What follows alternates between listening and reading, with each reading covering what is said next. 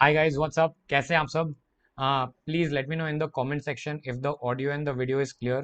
All the students who have joined.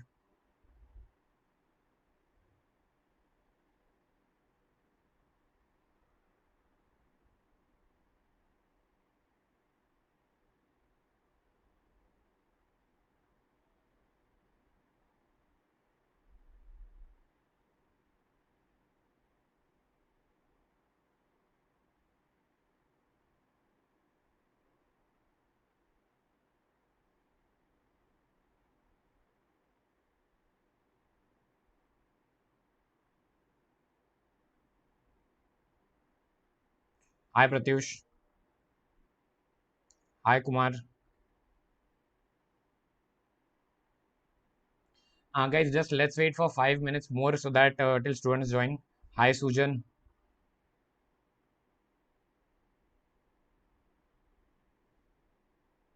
Hi Neha. Hi Sophia.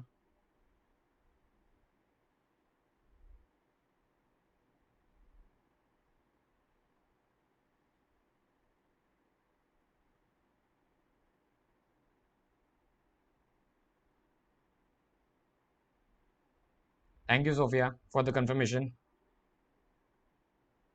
Okay, I think so. Many students have joined already. मुझे यहाँ पे दिख रहा है. ठीक है. So guys, hi रौनक. कैसे हो बेटा? Okay. So guys first of all thank you so much for joining today. मैं मैसेजेस जो हैं वो मुझे यहाँ पे दिखते रहेंगे बीच बीच में. सो प्लीज़ इंश्योर करना कि एक सेकेंड ना, मैं यहाँ पे थोड़े सेटिंग्स में चेंजेस कर देता हूँ. हाँ. अगर बीच में कभी भी अगर ऑडियो और वीडियो में कोई इशू आता है तो let me know in the comments ताकि मुझे पता चल जाएगा. ठीक है. First of all welcome to the first class of your C A inter journey.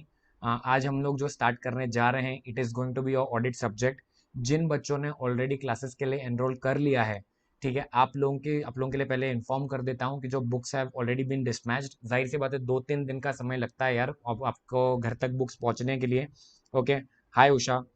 सो 2-3 दिन का टाइम दे दीजिए. अभी के स्टार्टिंग के दिनों में पहले 2-3 दिनों के लिए हमें नो टेक्स्ट बुक की ज़रूरत नहीं है. सर क्या आप दिखा सकते हैं how exactly does the textbook look like? Let me show it to you. जो आपको ऑलरेडी टेक्स्ट बुक डिस्पैच हो गई है, ठीक है, the text book looks something like this. ये मेरी फोटो है यहाँ पे. ठीक है. उसके बाद you have your entire book. It is around 250. It is around 250 जैसा कि आपको स्क्रीन पे दिख रहा है. इट इज़ अराउंड 267 पेजर की बुक है. ठीक है. सो साइज ऑफ द बुक देख के डरने की ज़रूरत नहीं है कि सर हमें इतनी सारी चीज़ें याद करनी है. अगर हम लोग कॉन्सेप्चुअली जाएंगे तो the audit subject will be the most easiest subject of all. उतनी मैं आपको गारंटी दे सकता हूँ. सर क्या एक ही बुक आपने डिस्पैच की हुई है? नहीं. आप लोगों को और एक जो एमसीक्यू बुकलेट है विच इंक्लूड्स इंस्टीट्यूट के द्वारा दिए गए जितने भी एमसीक्यूज हैं, वो सारे एमसीक्यूज को मैंने चैप्टर वाइज में कंपाइल किया है. And that book has also been dispatch to all. Okay. So sir इसके साथ में क्या है, I have also send to you a PowerPoint presentation of this chapter which is a company audit chapter. उसका मैंने आपको power point presentation भी भेज दिया है which is in the chart wise format. तो ये सारी चीज़ें आपको मिलने वाली है. बस 2-3 दिन का सब्र रखना. अ, अगर इफ एट ऑल अभी के 2-3 दिनों के लिए सिर्फ नोटबुक आपके सामने चाहिए. जो मैं लिखवाने वाला हूँ वो आपको मेरे साथ साथ में कॉपी करना है. सर क्या सारी क्लासेस यूट्यूब पे रहने वाली है? नहीं. Only the first 3 lectures are going to be there on YouTube live. जैसे जितने बच्चों ने एनरोल किया हुआ है सबको मैंने बताया था. सबको मैंने बताया था कि जहाँ पे first 3 lectures are going to be on YouTube, बाद में all the lectures will be on the Zoom platform only. ये जो है it is like a demo class for the students who have not yet enrolled. ठीक है. I have got one question from Prem Kumar. Sir please new course के बारे में कुछ बताइए. प्रेम कुमार, जितना मेरे इंस्टीट्यूट से बात हुई है, इंस्टीट्यूट में जो सीनियर काउंसिल मेंबर्स हैं, जितनी बात हुई है, बहुत चांसेस हैं कि मई 2024 में न्यू कोर्स आएगा. ठीक है. जैसे कि आप जानते हो नवंबर 23 का इंफॉर्मेशन उन्होंने जनवरी 23 में दे दिया था. राइट. तो ऑटोमेटिकली अराउंड 11 मंथ्स बिफोर उन्होंने एक इन्फॉर्म किया था. Similarly please wait till the month of at least May and और जून.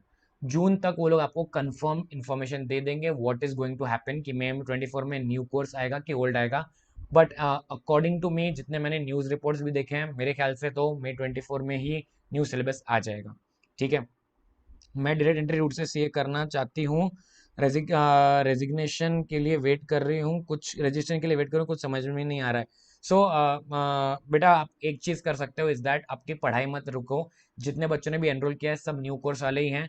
प्लीज़ इंश्योर करो कि आपकी पढ़ाई ना रुके, आप क्लासेस के लिए एनरोल कर लीजिए। रजिस्ट्रेशन जब इंस्टीट्यूट न्यू कोर्स का रजिस्ट्रेशन के लिए बताएगा, नोटिफिकेशन लाएगा, तब रजिस्ट्रेशन कर लेना, ठीक है। हालांकि आज का जो क्लास है, आज का class is not for discussing any notification. आज हम लोग स्टार्ट करने वाले हमारे सब्जेक्ट के साथ। Sir can you please tell us कि आप कौन से सब्जेक्ट्स लेने वाले हो? Pay attention very carefully. As you can see on the screen, जो हमारा न्यू कोर्स आने वाला है, ये देख लीजिए, प्रपोज्ड न्यू कोर्स जो है उसमें हमारे 6 पेपर्स होने वाले हैं, जैसा आपको स्क्रीन पे दिख रहा है। उसमें से paper number 2 which is corporate laws, ये सब्जेक्ट हमारा 1 जून को स्टार्ट होगा। एंड हमने ऑलरेडी पेपर नंबर 5 आज से हमने शुरू कर दिया है। सर कितना टाइम लगेगा ऑडिट का ये सब्जेक्ट खत्म करने के लिए? Guys it is going to take me in the range of 30-40 days, 35-40 days लगते हैं सब्जेक्ट खत्म करने के लिए, अगर हम लोग एवरी डे बैठेंगे मंडे से सैटरडे, ठीक है। हाँ, कभी कभी क्लास नहीं होगी तो मैं आपको ऑलरेडी प्री इन्फॉर्म कर दूंगा फॉर एनी पर्टिकुलर रीजन, ठीक है। Is this clear? Let me know in the comments अगर सबको समझ में आ गया है। I will be conversing in Hindi English both, दोनों दोनों लैंग्वेजेस में आई विल बी कीपिंग और डिस्कसिंग, ताकि सबको कंफर्टेबल हो जाए। Just give me a thumbs up in the comment section if you have understood all the instructions till now, so that we can start.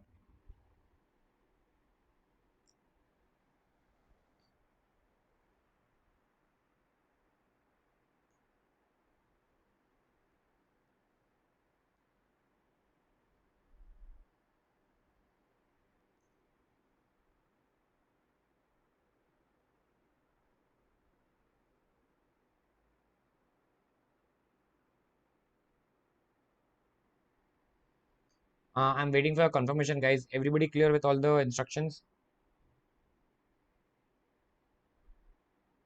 Okay perfect. जिन बच्चों ने enrol कर लिया है, मैंने आपको बताया था कि अपने व्हाट्सएप ग्रुप पे मैं एक जूम लिंक भी शेयर करूंगा पोस्ट टुडेस क्लास। इंश्योर करना आप सबको उस जूम लिंक में ज्वाइन करना है, so that we can have a live discussion as well. चलिए शुरू करते हैं नाउ।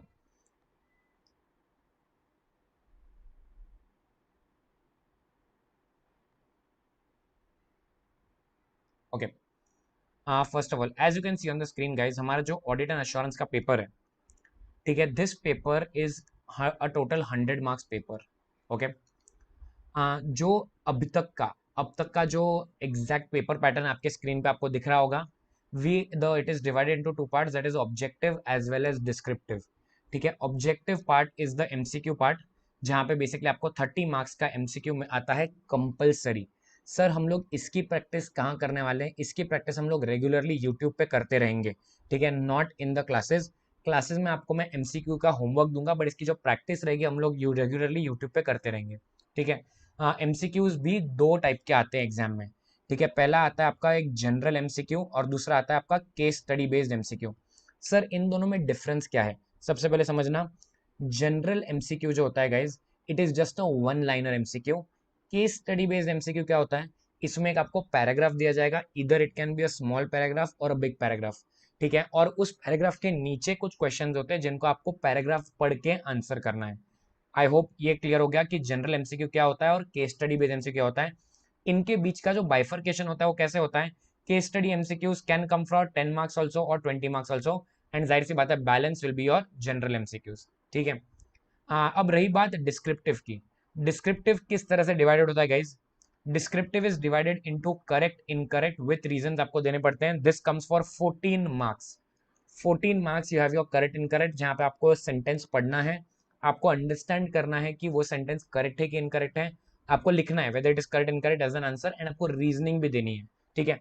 सर करेक्ट होगा फिर भी रीजनिंग देनी है? Yes, even if the sentence is correct still you should write some reason. अगर इनकरेक्ट है तो जाहिर सी बात है आपको रीजनिंग देनी ही पड़ेगी क्यों इनकरेक्ट है। एंड लास्ट में we have the question and answers, ठीक है, विच इज वर्थ 56 मार्क्स, जहाँ पे 5 मेन क्वेश्चन होते हैं, उसमें से आपको 4 अटेम्प्ट करने हैं, ओके।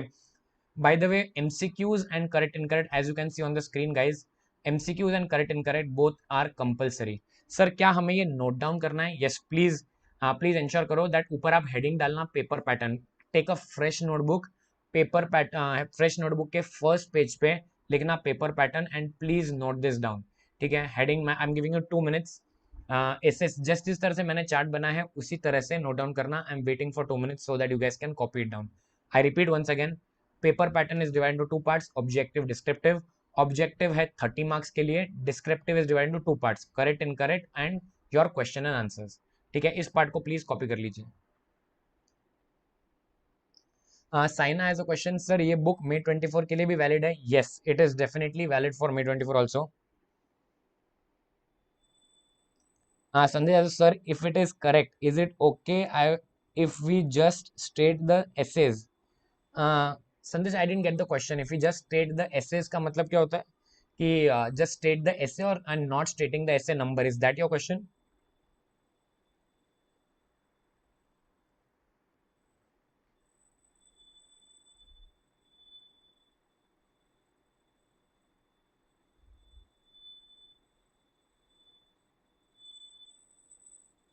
अच्छा, वो आप करेक्ट इनकरेक्ट की बात कर रहे हो।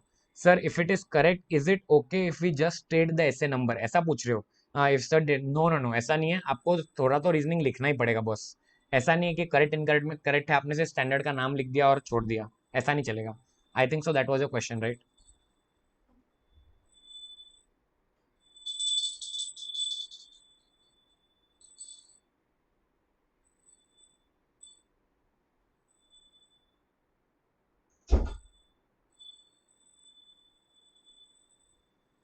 Okay, is it copied guys?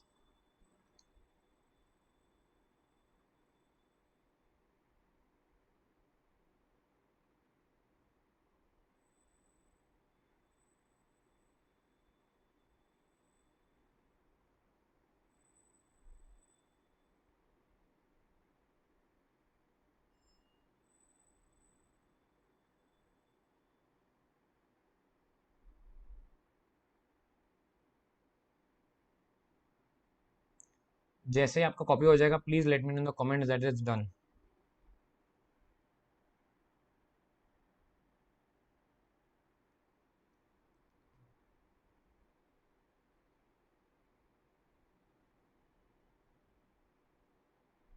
Okay, perfect. चलो आगे बढ़ते हैं अभी।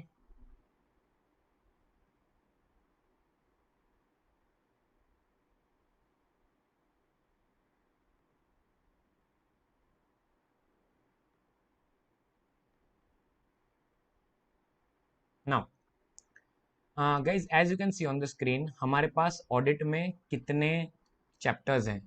We have a total of 13 chapters in audit. First, as आपको जो स्क्रीन पे दिख रहा है, it is just an explanation of how you are suppose to remember the standards on audit. Sir ये स्टैंडर्ड्स ऑन ऑडिट क्या होता है, सब हम धीरे धीरे समझने वाले हैं, ठीक है, डोंट वरी। आज की जो क्लास है, आज की class is just to understand this part, कि आज ये वर्ड ऑडिट एंड अश्योरेंस, ये सब्जेक्ट सबसे पहले तो क्या है। काफी सारे जो बच्चे हैं, ठीक है, they enrol into the chartered accountancy course, वो लोग चार्टर्ड अकाउंटेंसी के कोर्स में एनरोल हो जाते हैं, लेकिन उनको पता ही नहीं होता है कि एक चार्टर्ड अकाउंटेंट का काम क्या है।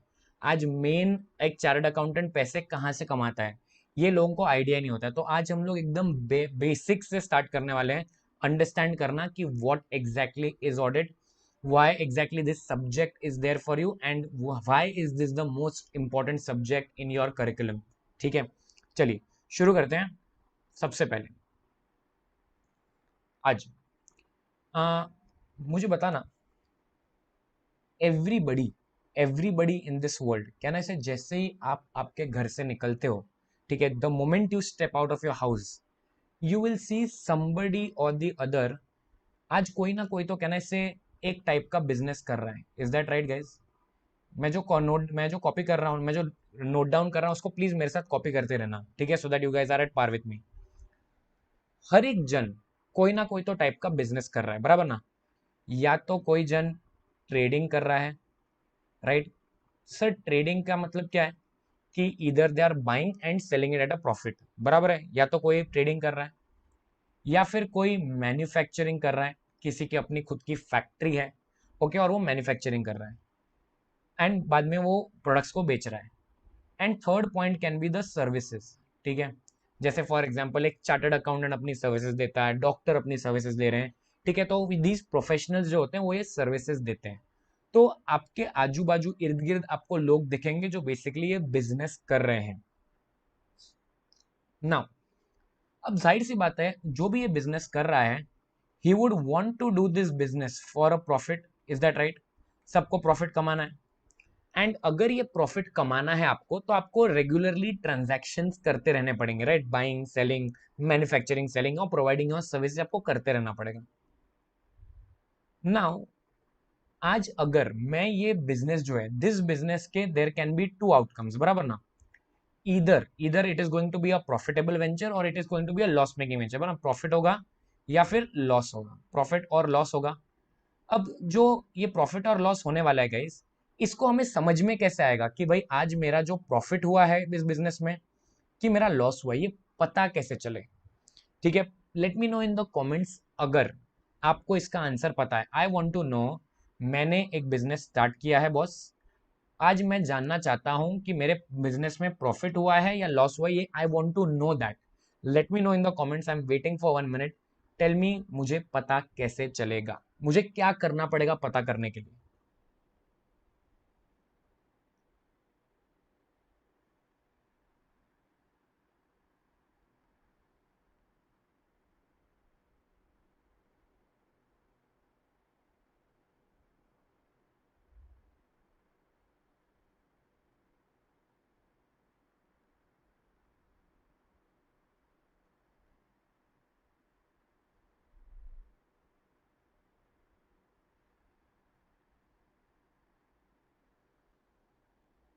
बोलिए।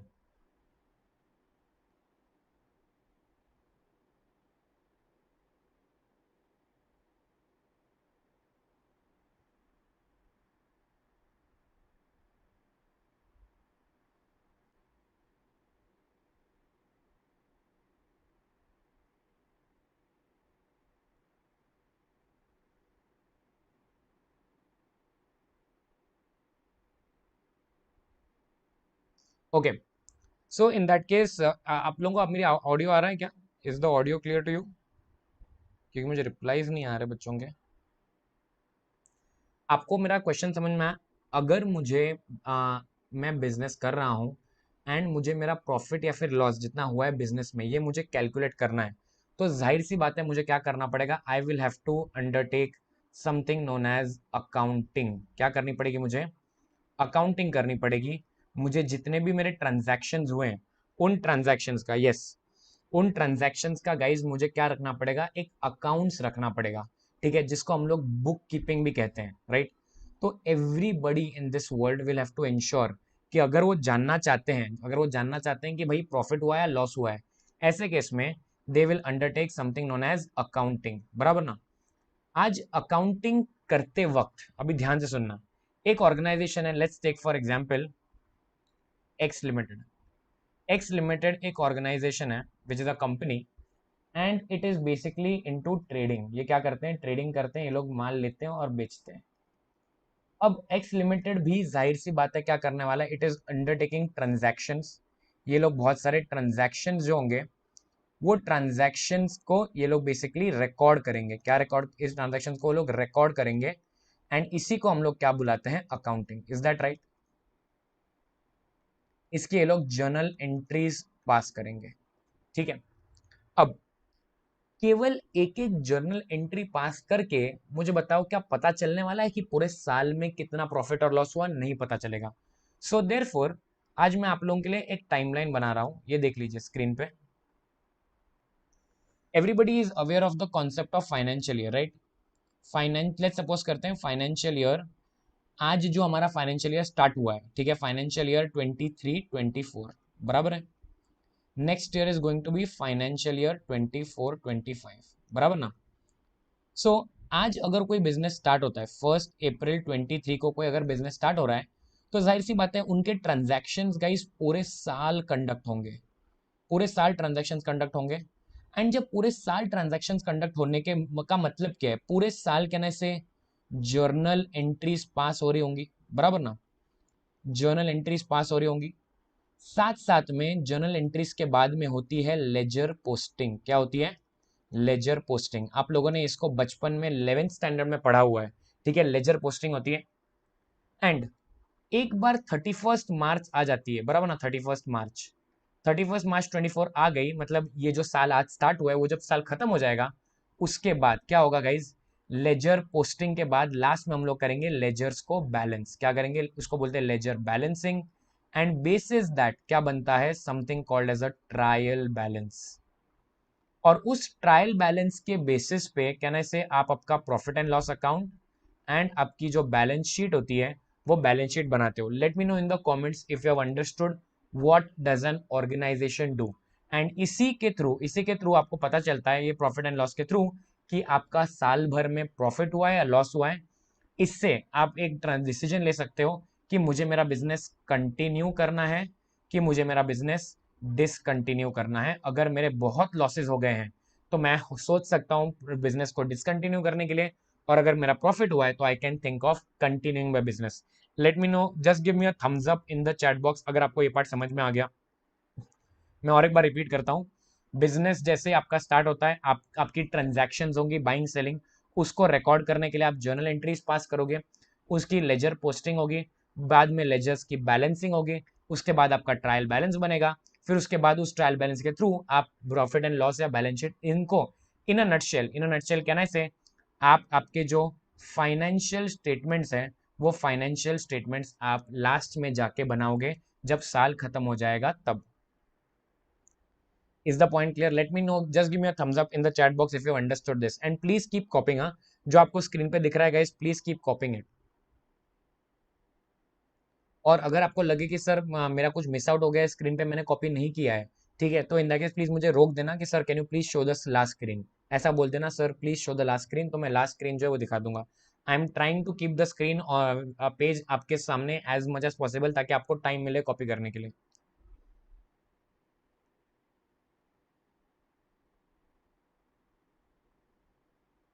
क्लियर? चलो, अब मैं लाता हूं कहानी में एक ट्विस्ट। ध्यान से सुनना अभी केयरफुली, ठीक है। कहानी में एक ट्विस्ट आने जा रहा है। सर क्या ट्विस्ट है? Tell me guys. आज जो हमारी ये बेचारी एक्स लिमिटेड है, बराबर ना, एक्स लिमिटेड है, एक्स लिमिटेड ने अपने फाइनेंशियल स्टेटमेंट्स बना दिए हैं, बराबर ना, फॉर द फाइनेंशियल ईयर 23-24 के बना दिए, बराबर ना, बैलेंस शीट पीएनएल बना दिए।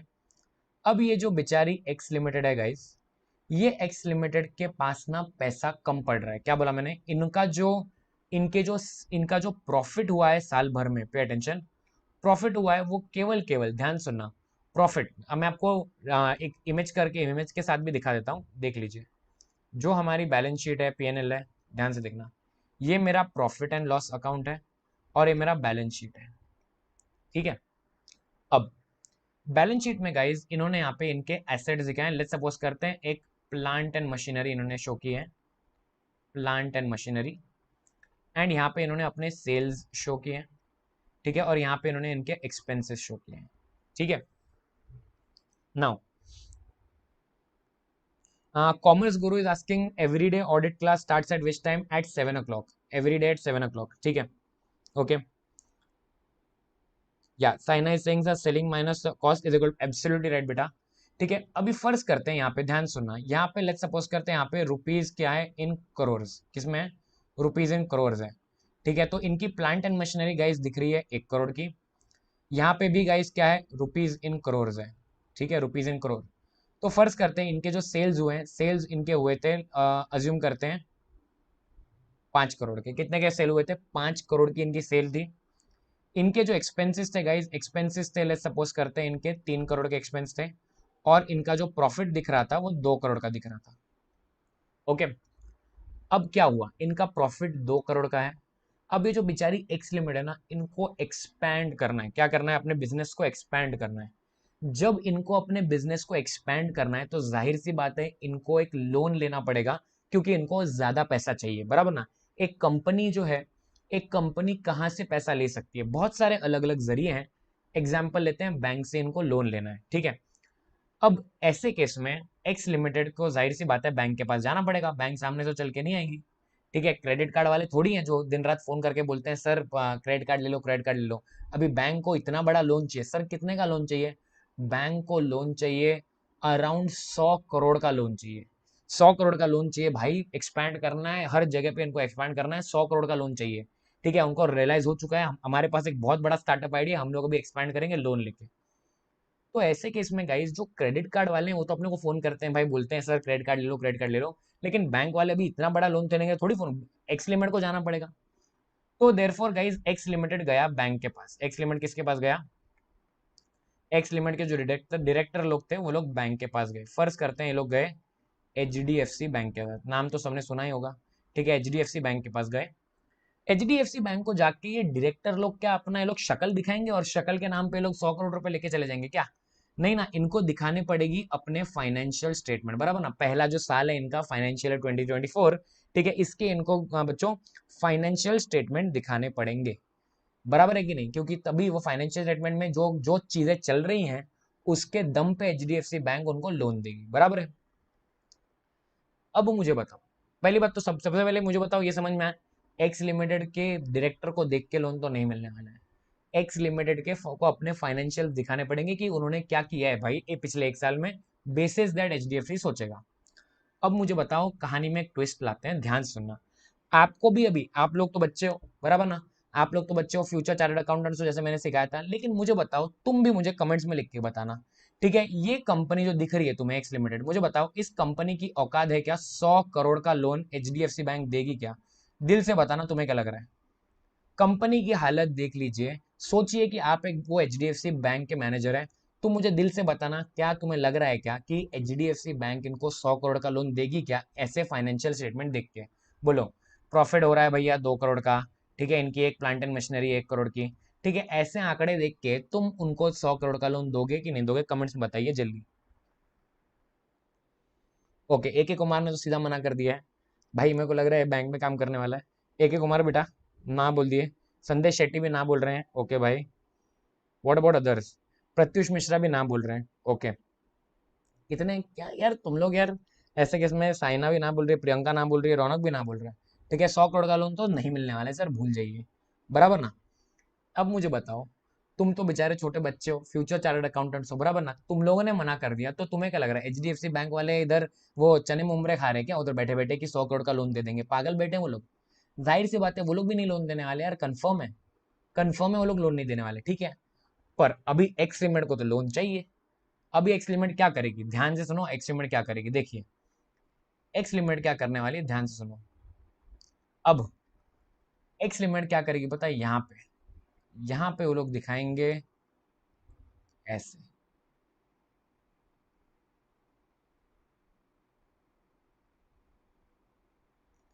अब मुझे बताओ, अब मुझे बोलो, अब कमेंट्स में बताओ, अब मुझे बताओ कि जहां पे बेसिकली अब ये आंकड़े देख के तुम्हें क्या लग रहा है, क्या 100 करोड़ की लोन मिल जाएगी कि नहीं मिलेगी? बताइए। ये आंकड़े देख के क्या लग रहा है तुम्हें? कंपनी प्रॉफिट कमा रही है भाई 200 करोड़ का, 500 करोड़ का वो लोग एक्स लिमिटेड शो कर रही है कि हमने माल बेच दिया है, 500 करोड़ का माल बेचा है। ठीक है, ऐसे केस में बताओ मुझे क्या लग रहा है कि बैंक से लोन मिल जाएगा कि नहीं मिलेगा? बोलो। AK कुमार ने हाँ बोल दिया, ओके, एक जन यस बोल रहा है। What about the others? बाकी लोगों को क्या लग रहा है? बाकी सब भी सब हाँ बोल रहे हैं, संदेश भी हाँ बोल रहा है। अब देख रहे हो, तुमने देख रहे हो क्या क्या होने लग गया है बच्चों, देख रहे हो? Can you see right now? जैसे ही पे अटेंशन ना, जैसे ही फाइनेंशियल स्टेटमेंट में तुमने थोड़ा सा फाइनेंशियल स्टेटमेंट में जब झोल हुआ, झोल किया गया, क्या लिख रहा हूं मैं? फाइनेंशियल स्टेटमेंट में बच्चों जब झोल किया गया, ठीक है, ऐसे केस में, तो मुझे बताओ, ऐसे केस में जाहिर सी बात है HDFC बैंक जो है, HDFC बैंक भी शायद उनसे गलती हो जाए और वो लोग 100 करोड़ का लोन दे देना यार, बराबर है। उनको लगे अरे यार इतनी अच्छी कंपनी है, फाइनेंशियल देख के वो लोग लोन दे देंगे, बराबर ना। ऐसे केस में तुम्हें रियलाइज हो रहा है क्या हो रहा है? ठीक है, बेचारी जो HDFC बैंक है, HDFC बैंक को तो भाई उनका तो नुकसान होने वाला है, क्योंकि इस कंपनी की औकात ही नहीं है एक्स लिमिटेड की 100 करोड़ का लोन लेके रीपे करने की। तो नुकसान HDFC बैंक का होगा कि नहीं होगा यार? ऐसा जो मैंने तुम्हें टेक्निक बताया, ये अगर लोग करने लग गए, बराबर ना, एंट्रियां तो पास करनी है यार, और क्या करना है? अकाउंटिंग में एंट्री है पास करनी है ऐसे केस में, और ये नंबर आ जाएंगे तुम्हारे फाइनेंशियल के ऊपर, प्रिंट करके दिखा दो HDFC को। ये करना गलत है। तो इसी कारणवश ध्यान से सुनना अभी केयरफुली, अभी बहुत इंपॉर्टेंट पॉइंट आने वाला है गाइस, बहुत ही ज्यादा इंपॉर्टेंट पॉइंट आने वाला है, ठीक है। इसी कारणवश जो एक्स लिमिटेड थी, क्या बोला मैंने, एक्स लिमिटेड थी और जो बैंक थी, इन दोनों के बीच में HDFC बैंक थी, बराबर ना, इन दोनों के बीच में कौन खड़ा है, अपन लोग खड़े हैं, that is a chartered accountant, ठीक है। क्या होता है, ध्यान से सुनना, हर एक जन, हर एक व्यक्ति, हर एक जन, भले वो कंपनी हो, क्या बोला मैंने, भले वो कंपनी हो, भले वो पार्टनरशिप फर्म हो, भले वो लिमिटेड लाइबिलिटी पार्टनरशिप हो, भले वो एक इंसान इंडिविजुअल हो, भले वो एक्स लिमिटेड जैसी कोई कंपनी हो, जब कभी, जब कभी आप आपके फाइनेंशियल स्टेटमेंट्स बना रहे हो, तो उन फाइनेंशियल स्टेटमेंट्स को एक बार चेक कौन करेगा, उन फाइनेंशियल स्टेटमेंट्स को गाइज एक बार चेक करने वाले हैं अपन लोग। We are the chartered accountants, we are the started accountants. Hi hi Lakshmi Narayan बेटा, गुड इवनिंग। सो हम एज अ चार्टर्ड अकाउंटेंट, ठीक है, हम वो जन हैं जो बेसिकली इन फाइनेंशियल स्टेटमेंट्स का क्या करने वाले हैं गाइज, हम लोग इनको चेक करने वाले। We are going to see कि whether these financial statements are made properly और नॉट, ठीक है। ध्यान से सुनना, हम चेक करेंगे कि ये फाइनेंशियल्स में क्या कुछ हमें कमी लग रही है, क्या कोई मिस स्टेटमेंट्स, क्या बोला मैंने, मिस स्टेटमेंट, क्या इस फाइनेंशियल, क्या इन फाइनेंशियल्स में मिस स्टेटमेंट है कि नहीं है, ये चेक करने का काम कौन करने वाला है, एक चार्टर्ड अकाउंटेंट करने वाला है। अभी ध्यान से सुनना केयरफुली, हम लोग चेक करने वाले फाइनेंशियल स्टेटमेंट्स को, एंड इसी चेकिंग को हम लोग क्या बुलाते हैं गाइज, ऑडिटिंग। इसी चेकिंग को क्या बुलाते हैं, ऑडिटिंग बुलाया जाता है। Please let me know in the comments कि क्या आपको ऑडिटिंग ये शब्द समझ में आया, ऑडिट करने का मतलब क्या होता है, ठीक है। सरल भाषा में बोलूं तो ऑडिट करने का मतलब होता है फाइनेंशियल स्टेटमेंट्स को चेक करना और बताना कि ये बराबर से बने हैं कि बराबर से बने नहीं हैं। Late me know in the comments if you understood the meaning of this word auditing. ये शब्द ऑडिटिंग जो है गाइज, इस शब्द का मतलब है कि फाइनेंशियल्स को गाइज चेक करना। समझ में आया?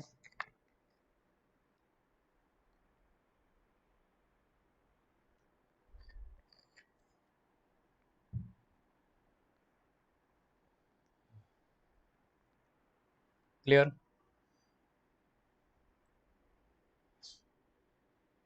चलो, वेरी गुड। आई होप ये फंडा समझ में आ गया सब लोगों को। आज का सर, आज का लेक्चर कैसे रहने वाला है, आज का लेक्चर यही ऐसे ही बेसिक रहने वाला है, ठीक है। हम लोग आज बस बहुत सारे बेसिक कॉन्सेप्ट, जब एक बहुत बड़ी बिल्डिंग खड़ी करनी होती है ना, याद रखना, एक अगर 50 50 60 100 फ्लोर्स की बिल्डिंग खड़ी करनी है, तो उसका जो फाउंडेशन होता है, वो फाउंडेशन बहुत स्ट्रांग करना पड़ता है। आज मैं 200% श्योर हूँ, मैं 200% श्योर हूँ कि कितने बच्चे आज जो क्लास में बैठे हैं, ठीक है, उनकी आज फर्स्ट क्लास होगी। मैंने जितने बच्चों से बात की है, उनकी चार्टर्ड अकाउंटेंसी इस कोर्स की फर्स्ट क्लास है। जो बच्चे देख रहे हैं, उनकी चार्टर्ड अकाउंटेंसी की फर्स्ट क्लास है। एंड मैं जानता हूं कि जहां पे जब तक ये जो बेस है, ये बेस आपका स्ट्रांग नहीं होगा, तब तक आपको सीए की एंड की जर्नी तक भी और सीए बनने के बाद भी बहुत दिक्कतें आएंगी। तो स्टार्टिंग के जो एक दो लेक्चर्स हैं वो बहुत बेसिक होंगे, बहुत स्लो होंगे, ताकि आपकी जो बेसिक अंडरस्टैंडिंग वो क्लियर हो जाए, ठीक है। Okay, Amit sir has also joined. Guys, please welcome Amit sir. He is the best faculty for tax. Please welcome Amit sir. He's here right now.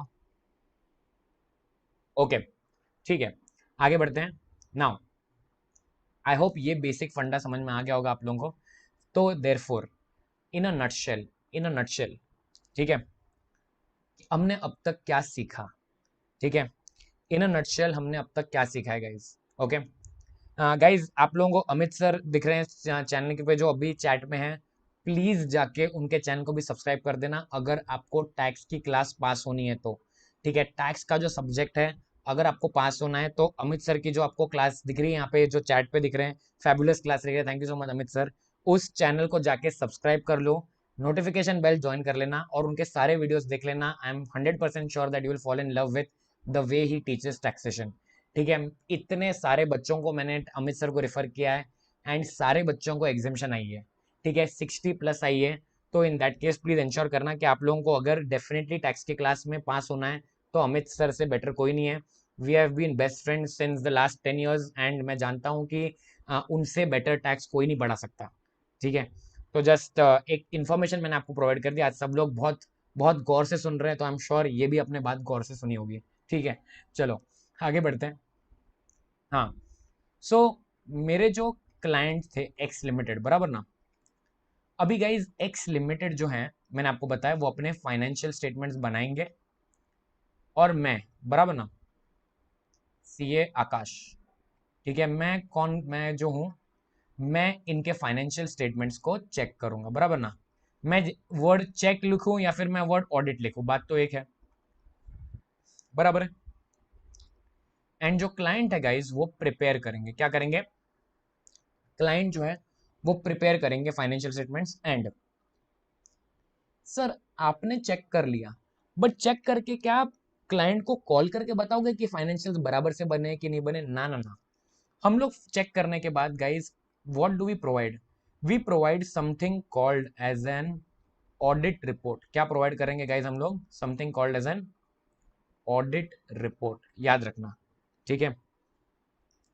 Yes exactly, Saina का message है, auditor verification करता है accounts true है, true and fair या नहीं, वही तो अपनी साइन करेगा, वरना वो लाइबल होगा रॉन्ग स्टेटमेंट का। साइना आप आपका क्वेश्चन थोड़ा और डिटेल में बताओगे, बिकॉज आपका क्वेश्चन मुझे समझ में नहीं आया क्लियरली। ओके, ये जो मैंने अभी स्क्रीन पे बनाया है, इसको प्लीज आपके नोट्स में प्रॉपरली कॉपी करना, ये बहुत इंपॉर्टेंट है हमारे लिए। ठीक है, जो मैंने आपको बना के दिया है अभी, एक्स लिमिटेड जो है वो फाइनेंशियल्स बनाएंगे, एंड उसके बाद मैं उनको चेक करूंगा, और चेक करने के बाद मैं क्या प्रोवाइड करूंगा, मेरा ऑडिट रिपोर्ट। इस ऑडिट रिपोर्ट में guys I am going to provide my opinion. ये क्या प्रोवाइड करने वाला हूं मैं? मेरा ओपिनियन, मेरी जो विशेष टिप्पणी है, मुझे क्या लग रहा है कि इन्होंने फाइनेंशियल्स बराबर से बनाए हैं कि नहीं बनाए। मैं चेक करूंगा। सर आप क्या चेक करने वाले हो? मैं चेक करूंगा कि ये लोग अकाउंटिंग कैसे करते हैं। मैं चेक करूंगा कि इन्होंने बेसिक अकाउंटिंग के जो प्रिंसिपल्स है वो फॉलो किए हैं कि नहीं किए हैं। मैं चेक करूंगा कि आज जो ये परचेस की एंट्री पास हुई है उसका एक परचेस का इनवॉइस है कि नहीं है। मैं चेक करूंगा कि आज ये दिखा रहे हैं सेल्स, लेकिन क्या इन्होंने एक्चुअल में सेल्स किया है। मैं चेक करूंगा अगर ये लिख रहे हैं कि इनकी plant and machinery balance sheet में है, तो मैं साक्षात वो प्लांट एंड मशीनरी जाके देखूंगा कि भाई वहां पे दिख रही है क्या। अगर दिख रही है तो वेल एंड गुड, नहीं दिख रही है तो इन दैट केस मैं ऑडिट रिपोर्ट में लिखूंगा कि financials are not showing a true and fair view. अगर फाइनेंशियल्स में जो मैंने जितनी चेकिंग की, मुझे उस चेकिंग के हिसाब से लगा कि yes the numbers are right, तो मैं बोलूंगा yes financials are showing a true and fair view. ठीक है। साइना पूछ रही है सर उसने मिस रिप्रेजेंटेशन किया, ऑडिटर ने मिस रिप्रेजेंट किया, तो आप बोल रहे हो कि क्लाइंट है ना, क्लाइंट में तो ठीक है, उस पॉइंट पे हम लोग आएंगे, रुक जाओ। ठीक है, क्योंकि आप अपना अपना जो पॉइंट आने वाला है वो फ्रॉड का आने वाला है। ठीक है, तो बस 2 मिनट रुक जाइए, पहले ये कंसेप्ट हम लोग खत्म कर लेते हैं। ठीक है, I just told you this point, if financial statements contain miss statement, क्या बोला मैंने? अगर फाइनेंशियल स्टेटमेंट्स में मुझे मिस स्टेटमेंट्स मिलती हैं, ठीक है, तो मेरा ओपिनियन क्या होगा? मैं लिखूंगा financial statements are not showing true and fair view, true and fair view. And similarly अगर मुझे फाइनेंशियल में गलतियां नहीं मिलती हैं, ठीक है, if financial statements do not contain miss statement, do not contain miss statement, अगर फाइनेंशियल्स में गलतियां नहीं है, ऐसे केस में गाइज मैं लिखूंगा financial statements are showing true and fair view.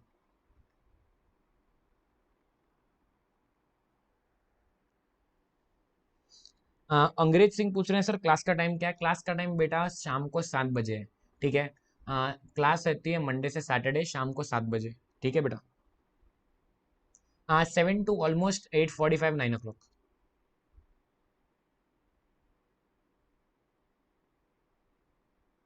Okay बच्चों, ये कॉपी कर लिया? Is this copied?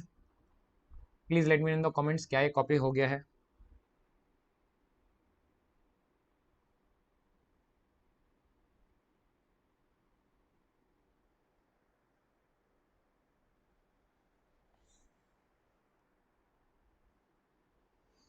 क्योंकि अभी मैं क्वेश्चन पूछने वाला हूँ, अब मैं क्वेश्चन पूछने वाला हूँ, उन सब का आंसर मुझे चाहिए चैट में, मैं जो क्वेश्चन पूछ रहा हूँ। अंग्रेज सिंह, अगर आपको क्लासेस के लिए एनरोल करना है, I don't know some students who have joined the live chat who have not yet enrolled for the batch, please ensure करना कि डिस्क्रिप्शन में आपको एनरोलमेंट की लिंक मिल जाएगी, ठीक है।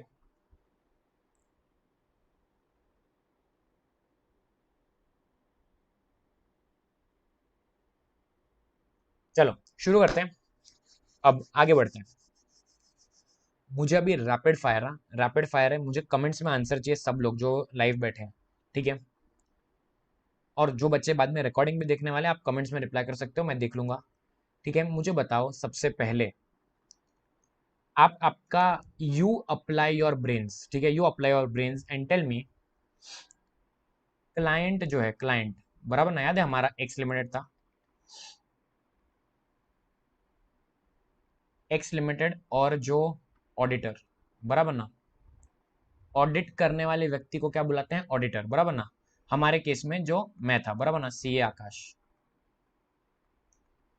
आप आपका कॉमन सेंस लगाओ और मुझे बताओ, इन दोनों के बीच में, इन दोनों के बीच में क्या कोई रिलेशन होना चाहिए। फॉर एग्जाम्पल मुझे बताओ, एक्स लिमिटेड का, ध्यान से सुनना केयरफुली, एक्स लिमिटेड का जो मैनेजिंग डायरेक्टर है, ठीक है, एग्जाम्पल लेते हैं, वो है मिस्टर अंबर, ठीक है।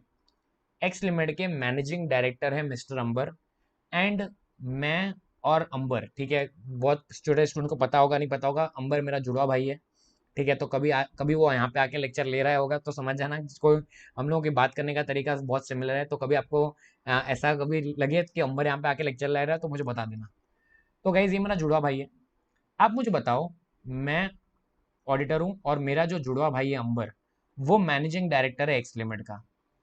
आप मुझे बताओ, मैं एकदम एकदम सच्चाई से ऑडिट करूंगा कि सच्चाई से ऑडिट नहीं करूंगा। जब मेरा सगा भाई, जुड़वा भाई, जब मेरे घर का फैमिली मेंबर वहां पे मैनेजिंग डायरेक्टर है, तो मैं सच्चाई से ऑडिट करूंगा कि मेरी जो ऑडिटिंग करने की क्षमता है, मैं जिस तरह से ऑडिट करूंगा वो थोड़ा थोड़ा मैं बायस्ड हो जाऊंगा। Late me know in the comments आपको क्या लग रहा है।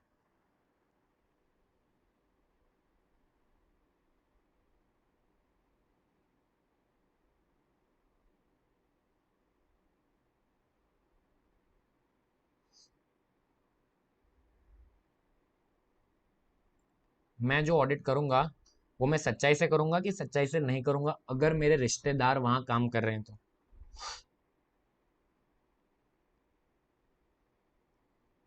ओके, संदेश बोल रहा है सर आप सच्चाई से ऑडिट नहीं करेंगे, बायस हो जाएंगे। शीला भी वही बोल रही है, सर आप बायस हो जाओगे। ठीक है सर, बायस का मतलब क्या होता है, बायस का मतलब होता है कि आप फेवर करोगे, बराबर ना, आप फेवर को, जो गलतियां होंगी उनको नजरअंदाज करोगे, है कि नहीं। Absolutely right, yes. जो गलतियां होंगी, absolutely right, yes, right right, very good.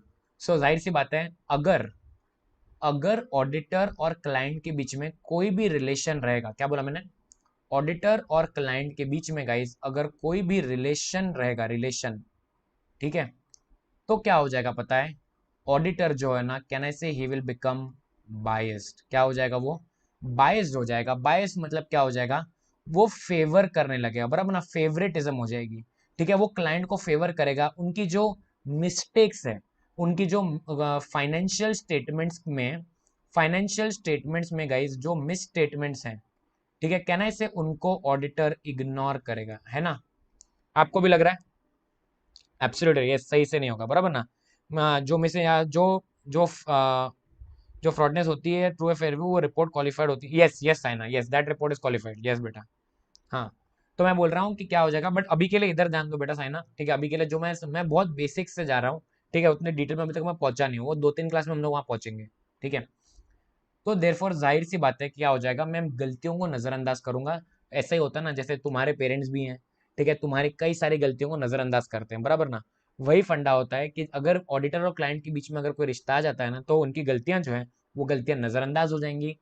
इसीलिए गाइज, इसीलिए याद रखना, ऑडिटर जो होता है ना, auditor has to be an independent auditor. क्या बोला मैंने, इंडिपेंडेंट, ये शब्द बहुत इंपॉर्टेंट है गाइज, बहुत इंपॉर्टेंट, ठीक है। इसके ऊपर हमारे बहुत सारे आंसर्स भी हैं, ऑडिटर को इंडिपेंडेंट रहना पड़ता है क्लाइंट से, उन दोनों के बीच में कोई भी रिश्ता नहीं चलेगा, नो रिलेशन एट ऑल। वो लोग बिजनेस पार्टनर्स नहीं हो सकते हैं, फैमिली रिलेटिव्स नहीं हो सकते हैं, दोस्त नहीं हो सकते हैं, ठीक है, याद रखना। क्योंकि अगर ऐसा हो जाएगा ना तो आपकी इंडिपेंडेंस जो है वो इंडिपेंडेंस पे दाग लग जाएगा।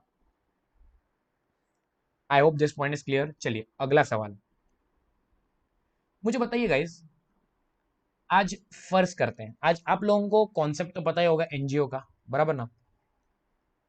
एनजीओ का कॉन्सेप्ट आपको पता होगा, बराबर है, राइट? एनजीओ का कॉन्सेप्ट आपको पता होगा गाइस। एनजीओ के केस में फर्ज करते हैं एक एनजीओ, आप सब लोग जानते हैं, मैं भी जानता हूं, बराबर ना? क्या नाम है एनजीओ का? लेट्स सपोज करते हैं the NGO is being human. क्या नाम है? Being human. आप जानते हैं अपने सल्लू भाई, ठीक है, उनका एक एनजीओ है बीइंग ह्यूमन, बराबर ना? अभी ये जो बीइंग ह्यूमन है गाइस एनजीओ, इन्होंने भी अपने फाइनेंशियल स्टेटमेंट्स बनाए, ठीक है, और ये लोग अपने फाइनेंशियल स्टेटमेंट्स लेके मेरे पास आए, बराबर ना?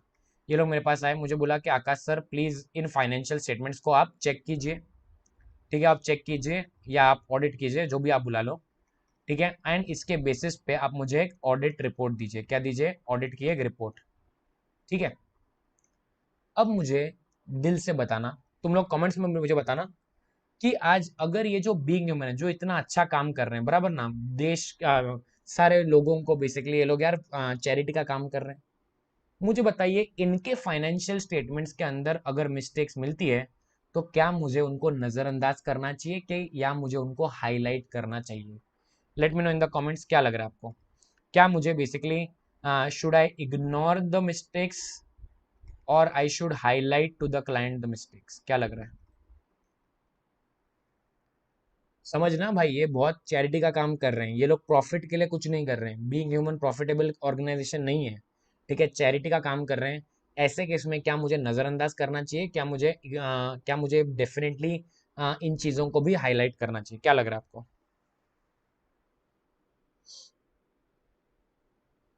संदेश बोल रहा है सर हाईलाइट करना चाहिए। संदेश को कुछ फर्क नहीं पड़ रहा है, एनजीओ एनजीओ है, कुछ कर नहीं, चैरिटी वेरिटी कर रहा है, कुछ फर्क नहीं। शीला मैडम भी बोल रही है हाईलाइट करना चाहिए।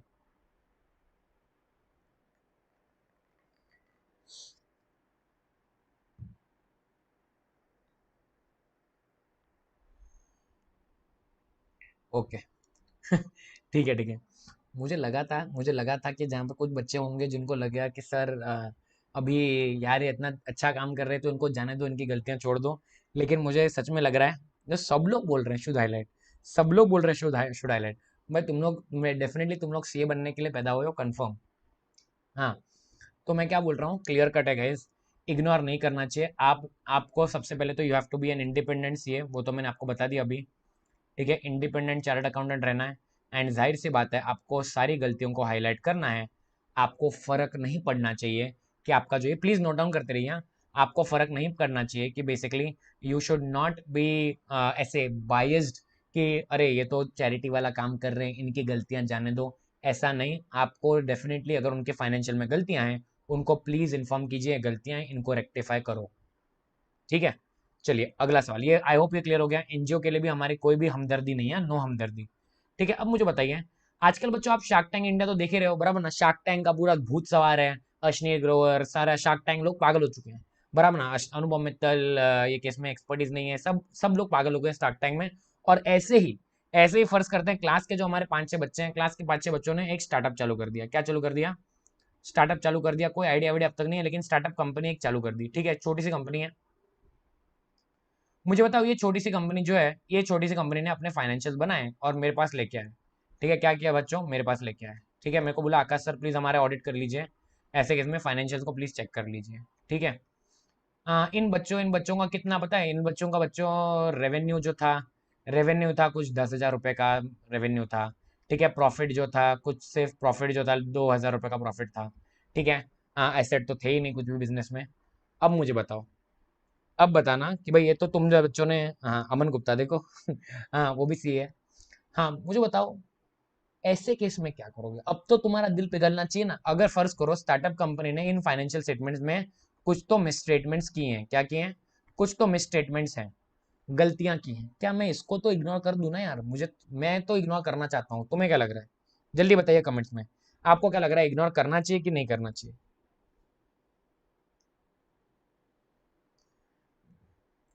छोटी कंपनी है यार, छोटी सी कंपनी है, छोटी सी कंपनी।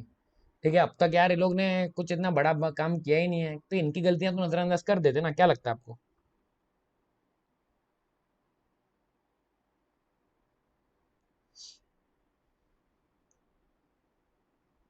यहाँ पे भी नो सर, यहाँ पे भी लोगों का नो ही आ रहा है।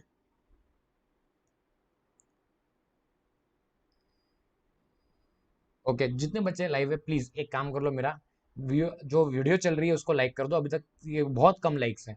ठीक है, जल्दी से लाइक कर दीजिए वीडियो को।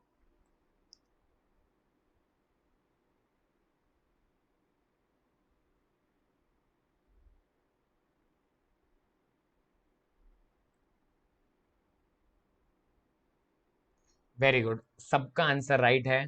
ठीक है, ऐसे केस में भी फाइनेंशियल स्टेटमेंट्स के मिस स्टेटमेंट्स को आपको क्या करना है guys? You have to highlight them. आपको क्लाइंट को बताना पड़ेगा, आप इग्नोर नहीं कर सकते। ठीक है, सो सर ये जो हमने, एब्सोल्युटली राइट, यस सुजन, यस। हाँ हाँ प्रत्युष बेटा, ऐसे ही आपको किसी को भी इग्नोर नहीं करना है। ठीक है, सो ये हम लोग जो भी पढ़ रहे थे, ध्यान से सुनना केयरफुली। अब तक जो मैंने तुम्हें ये सारे कंसेप्ट सिखाए, ये जो पूरा सिखाया मैंने, ये क्या सीख रहे थे हम लोग? We were understanding the definition of audit. क्या सीख रहे थे हम लोग? आई रिपीट, हम लोग ऑडिट की डेफिनेशन सीख रहे थे। मैं आप लोगों को एक बार अभी ऑडिट की डेफिनेशन दिखा देता हूँ कि what exactly is the audit definition. Because अभी हम लोग एटलीस्ट इतना हमने कंसेप्ट समझ लिया है कि हम लोग ऑडिट की डेफिनेशन अच्छे से लर्न कर सकते हैं।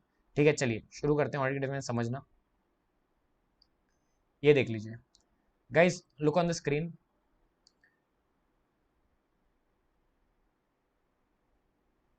Yes absolutely right Saina, as an auditor उसकी ड्यूटी है, गाइस चेक द कमेंट जो साइना ने भेजा है। एज एन ऑडिटर उसकी ड्यूटी है ऑनेस्टली एग्जामिन करना है सारे ट्रांजैक्शंस को। Very good. ठीक है, चलो let's look at the definition now. ध्यान सुनना। ओके, मीनिंग ऑफ ऑडिट, ध्यान से सुनना। बहुत सारे जो शब्द है इस डेफिनेशन के आपको सिमिलर दिखेंगे, बहुत सारे शब्द है जो हमने ऑलरेडी पढ़ लिए हैं। देखिए मीनिंग ऑफ ऑडिट, ऑडिट क्या है? It is a systematic and independent examination. Systematic मतलब एक प्रॉपर प्रोसेस है, it is a proper process, ठीक है, जो फॉलो करना है। ठीक है, इंडिपेंडेंस में मैंने आपको मीनिंग बता दिया, there should be no relation, बराबर ना? No relation between the client and the auditor, कोई भी रिश्ता नहीं होना चाहिए। ठीक है, एग्जामिनेशन का मतलब क्या होता है? चेकिंग। एग्जामिनेशन का मतलब क्या होता है गाइज? ये एक इंडिपेंडेंट चेकिंग होती है, इंडिपेंडेंट चेकिंग। ठीक है, सर आप क्या चेक कर रहे हो? You are going to check the financial information. Financial information के अंदर क्या आने वाला है? आने वाले हैं आपके फाइनेंशियल स्टेटमेंट्स, बराबर ना? सर किसके फाइनेंशियल चेक करोगे? Of any entity. मैंने आपको ऑलरेडी बता दिया था, भले भले वो कंपनी हो, या भले वो एलएलपी हो, लिमिटेड लाइबिलिटी पार्टनरशिप, या भले वो एक नॉर्मल पार्टनरशिप फर्म हो, या फिर गाइज वो एक इंडिविजुअल हो, एक्सेट्रा, कोई भी हो, कोई भी जो बिजनेस कर रहा है, जो अपने फाइनेंशियल स्टेटमेंट्स बना रहा है, उनके फाइनेंशियल स्टेटमेंट्स का हमें चेकिंग करनी है। भले भले वो जो क्लाइंट है हमारा, भले वो क्लाइंट प्रॉफिट के लिए कर रहा है या प्रॉफिट के लिए नहीं कर रहा है। मैंने इसका भी आपको एग्जांपल दिया, एक्स लिमिटेड का, रिलायंस का, और जो हमने एनजीओ का देखा बीइंग ह्यूमन, याद है आपको? Being human was somebody was not profit oriented, उससे हमें फर्क नहीं पड़ता है। And irrespective of the size, मैंने आपको ये भी बता दिया, साइज कितना भी बड़ा क्लाइंट हो या छोटा क्लाइंट हो, हमने स्टार्टअप का एग्जांपल देखा, रिलायंस का एग्जांपल देखा। रिलायंस के केस में भी आपको गलतियां नजरअंदाज नहीं करनी है। छोटे से छोटी ऑर्गेनाइजेशन होगी, उसमें भी आपको गलतियां नजरअंदाज नहीं करनी है। और लीगल फॉर्म, लीगल फॉर्म भी वही फंडा है कि जहां पे कोई भी लीगल फॉर्म हो, आपका कंपनी हो, एलएलपी हो, इंडिविजुअल हो, कोई उससे फर्क नहीं पड़ता है। व्हेन, जब आप ये एक चेकिंग कर रहे हो, when such a checking is conducted with a view to expressing an opinion thereon, आप क्या देने वाले हो? आप आपका एक ओपिनियन देने वाले हो, you are going to give your विशेष टिप्पणी कि, एंड ये कैसे देने वाले हो? This you are going to give by way of an audit report. Let me know in the comments, क्या सभी बच्चे जो ज्वाइंट है, ठीक है, सभी बच्चे जो आज लाइव बैठे हैं, क्या आप सब लोगों को मीनिंग ऑफ ऑडिट समझ में आया? Late me no. देख रहे हो कितना, अगर आपको कॉन्सेप्ट समझ में आ गया है, तो in that case you can easily understand the wordings. ठीक है, वर्डिंग्स डिफिकल्ट पहले लगती हैं कॉन्सेप्ट समझने के पहले, एक बार कॉन्सेप्ट समझ में आ जाने के बाद आपको बिल्कुल डर नहीं लगेगा। कमेंट्स में मुझे बताओ कि क्या आपको डेफिनेशन समझ में आई। सिंपल डेफिनेशन है, audit is a systematic independent examination of financial information of any entity, whether profit oriented or not, irrespective of its size or legal form, when such an examination is conducted with a view to expressing an opinion thereon. ठीक है, एकदम simple है, 2 minute का समय देता हूँ, दिमाग में प्लीज इसको बिठा लो, लर्न कर लो। ठीक है, I repeat, audit is a systematic independent examination of financial information of an entity whether profit oriented or not, irrespective of size or legal form, when such an examination is conducted with a view to expressing an opinion thereon. Simple.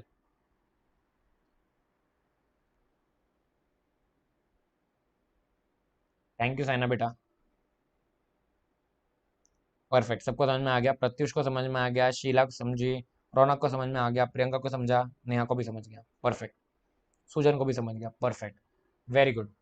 ठीक है, sir क्या हम इसका एक बार screenshot ले लें? अभी के लिए जरूरत नहीं है। आई वांट यू गाइज, एक बार अगर हो सकता है तो इसको कॉपी कर लो। ठीक है, मीनिंग ऑडिट को एक बार कॉपी कर लीजिए, एक बार इसको कॉपी कर लीजिए अपनी नोटबुक में, या फिर स्क्रीनशॉट ले लो, whatever is the case, better better रहेगा, स्क्रीनशॉट ले लो तो बेटर है। ठीक है, टेक द स्क्रीनशॉट। ये जो आपको एक स्क्रीनशॉट लेने हैं, बस आज के 1-2 दिन तक की है, जब तक आपके हाथ में बुक नहीं आ रही है। जैसे ही बुक में हाथ में आ जाएगी, after that you have to, जो मैं मार्किंग कर रहा हूँ वो सारी मार्किंग्स आपको भी क्लास में करनी है।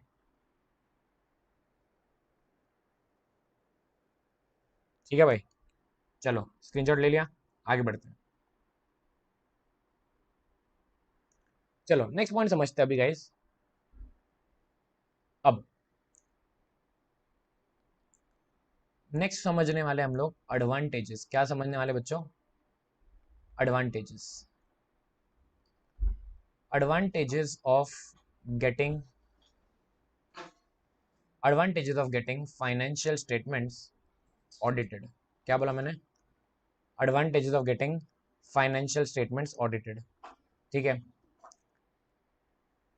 हाँ हाँ सर, आपकी बुक में available, yes yes, everything is there in the book, don't worry. And मुझे एक क्वेश्चन भी आया था, सर हमें आंसर आपकी बुक के अकॉर्डिंग लिखना है, सेम ऐसे ही लर्न करना है? यस यस, एब्सोल्युटली राइट भाई, बुक इसी के लिए ताकि आपको और कोई जगह देखने की जरूरत नहीं है, और सिर्फ बुक में देखना है और आंसर जो पेपर में आएगा, क्वेश्चन जो पेपर में आएगा उसका आंसर लिखना है। ठीक है ना, ये भी हम लोग आंसर जो है ना, we are going to understand this answer, we are not going to rote learn, रट्टा नहीं मारने का आंसर को, इसको समझना है कि आज फाइनेंशियल स्टेटमेंट्स का ऑडिट करने के एडवांटेजेस क्या क्या आते हैं। ध्यान समझना, कैन अंडरस्टैंड। फर्स्ट, ये समझने के लिए हमें समझना पड़ेगा people who read financial statements plus the audit report. ये क्लियर हुआ सबको? हमें पहले क्या समझना पड़ेगा? पीपल हु रीड द, ऐसे लोग कौन हैं जो बेसिकली फाइनेंशियल स्टेटमेंट्स को क्या करते हैं? जो फाइनेंशियल स्टेटमेंट्स को रीड करते हैं। हमें पहले ये समझना पड़ेगा हु आर दीज गाइस, समझना।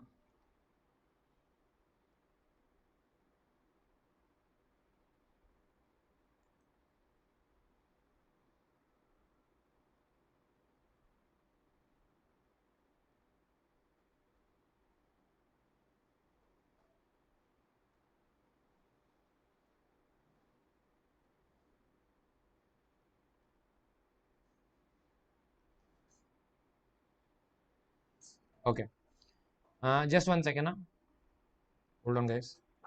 Oh, I've got one message. Somebody wants to take admission. एक सेकेंड, मैं उनको मैसेज कर देता हूँ।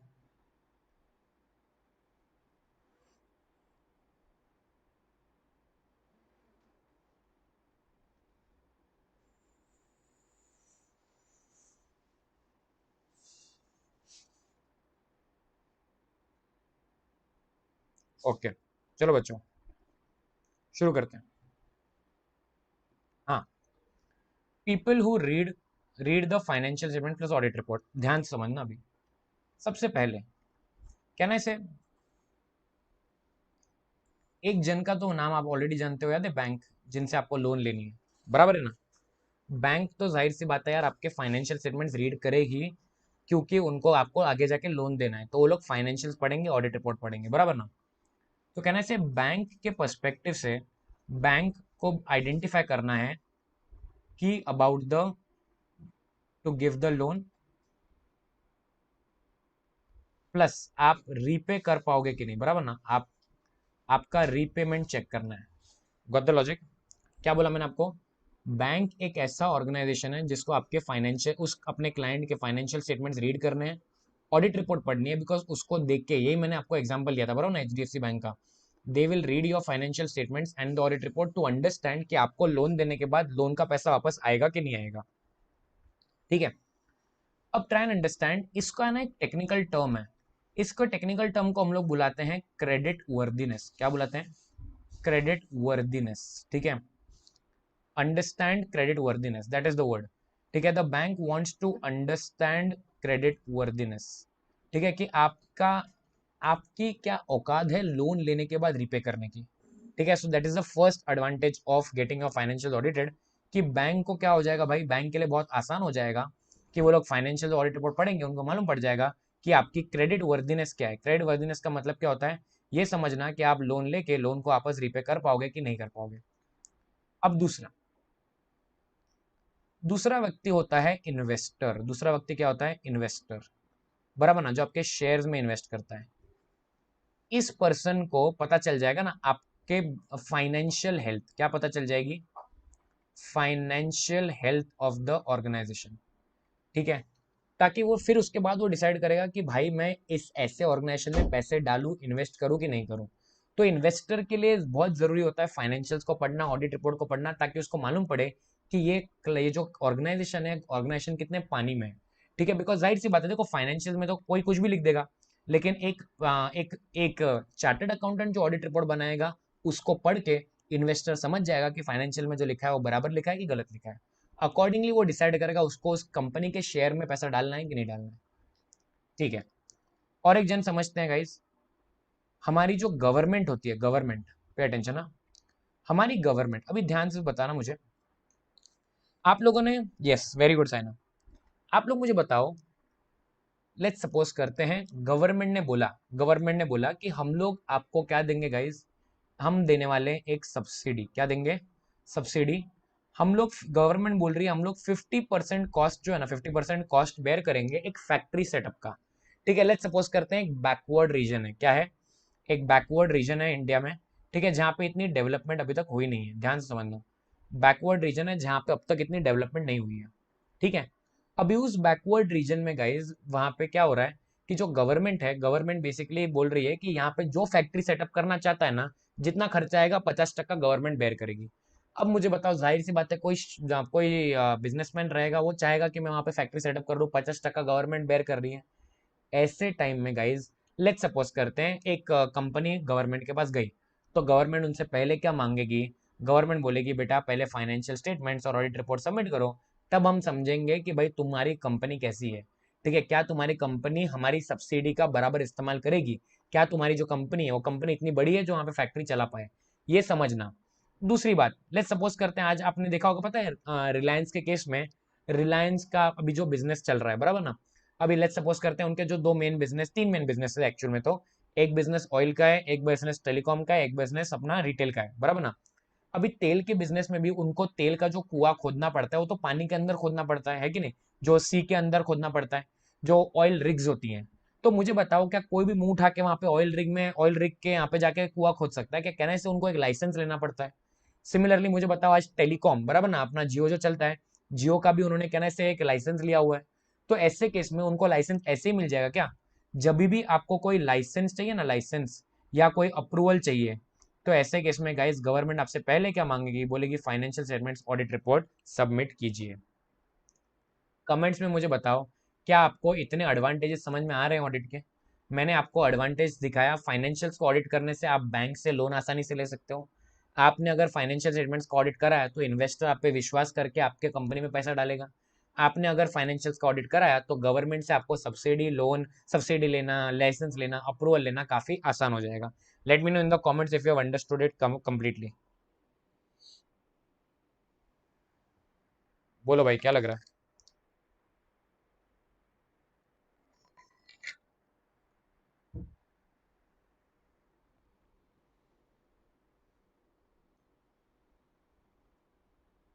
डन, चलो वेरी गुड, समझ गया। आगे बढ़ते हैं। सर और कौन कौन पढ़ता है ऑडिटेड फाइनेंशियल स्टेटमेंट्स को? ध्यान सुनो। बच्चों मुझे बताओ, आज एक पार्टनरशिप फर्म में, ध्यान सुना, पार्टनरशिप फर्म में गाइस, अगर कोई एक इनकमिंग पार्टनर है, कौन है? इनकमिंग पार्टनर, पार्टनरशिप फर्म में जो कोई एक इनकमिंग पार्टनर है, ठीक है, जो आज पार्टनरशिप फर्म में जुड़ना चाहता है, ठीक है, वो पार्टनर बनना चाहता है, तो तुम्हें नहीं लगता वो फाइनेंशियल स्टेटमेंट पढ़ेगा ना पार्टनरशिप फर्म के, वो देखेगा ना, बराबर वो देखेगा ना ऐसे केस में कि जहाँ पे बेसिकली फाइनेंशियल्स और ऑडिट रिपोर्ट जो है उसमें आप बेसिकली कितने पानी में हो, ठीक है, तभी जाके इनकमिंग पार्टनर जो है वो एंट्री मारेगा, ठीक है। Oh Harish is here, hi Harish, he is my old student guys, please say hi to Harish, ठीक है। Harish Harish cleared is both the groups in, कौन से अटेम्प्ट में पास हुए हो हरीश बेटा, चैट में लिख के बताओ कौन से अटेम्प्ट में पास हुए हो। आई थिंक सो कोविड के टाइम का जो अटेम्प्ट था उसमें पास हुए हो, राइट। हाँ, okay, anyways let's not deviate divert. हाँ, तो मैं वही बोल रहा था कि जो इनकमिंग पार्टनर रहेगा ना वो भी हमेशा चेक करेगा कि आपके फाइनेंशियल स्टेटमेंट्स की क्या दशा है, डिपेंडिंग ऑन दैट वो डिसाइड करने वाला है उसको आज इस पार्टनरशिप फॉर्म का पार्टनर बनना है कि नहीं बनना है, ठीक है। सर और क्या क्या चीजें होती हैं, ध्यान सुनना, और एक पॉइंट होता है, तुमने सुना होगा ना क्रेडिटर्स के बारे में, क्रेडिटर्स, ठीक है, क्रेडिटर्स या आप इनको बुला सकते हो सप्लायर, बराबर ना, सप्लायर। सप्लायर आपको कहने से उधार पे माल देते हैं, है कि नहीं, आपने उधार पे माल तो देखा ही है। तो देयरफॉर आज जो सप्लायर होते हैं, बड़े बड़े सप्लायर जो होते हैं, वो आपको उधार पे माल तभी देंगे जब आपके फाइनेंशियल स्टेटमेंट है ना, जो ऑडिटेड फाइनेंशियल स्टेटमेंट्स, वो उनको सबमिट करोगे तब वो उनका पूरा स्क्रूटिनाइज करेंगे, और स्क्रूटिनाइज करने के बाद वो लोग बताएंगे कि भाई हम तुम्हें कितना क्रेडिट पीरियड देंगे। जाहिर सी बात है आपके कम ऑर्गेनाइजेशन की, आपके ऑर्गेनाइजेशन की अगर फाइनेंशियल पोजीशन अच्छी है, ठीक है, तो आपको बड़ा क्रेडिट पीरियड मिलेगा, 90 दिन, 120 दिन। लेकिन उन्होंने फाइनेंशियल पढ़ने के बाद उनको देखा कि आपकी हालत खस्ता है, तो आपको शायद 30 दिन का ही क्रेडिट पीरियड मिल जाए, ठीक है। मैं आपको बीच बीच में बहुत सारे बिजनेस के कॉन्सेप्ट बताने वाला हूँ, तो automatically the reason why CA as a course becomes very important for everybody is because आज इतनी छोटी उम्र से ही गाइज आपको बिजनेस का बहुत ज्यादा ज्ञान मिलना स्टार्ट हो जाता है, ठीक है, आपको टैक्सेशन का ज्ञान मिलता है, कॉस्टिंग का ज्ञान मिलता है, अकाउंटिंग का ज्ञान मिलता है, लॉ का ज्ञान मिलता है। तो automatically a chartered accountant becomes a very important person for the entire economy. Hence CS की जितनी भी हमेशा डिमांड रहेगी रहेगी, ठीक है। ओके, ये समझ में आ गया। मैंने आपको पार्टनरशिप फॉर्म के बारे में इनकमिंग पार्टनर का पॉइंट बता दिया, ठीक है, उसके बाद क्रेडिटर का आपको पॉइंट मैंने बता दिया। अब और एक बात ध्यान सुनना, एम्प्लॉयज के हिसाब से सोचे, एम्प्लॉयज के हिसाब से,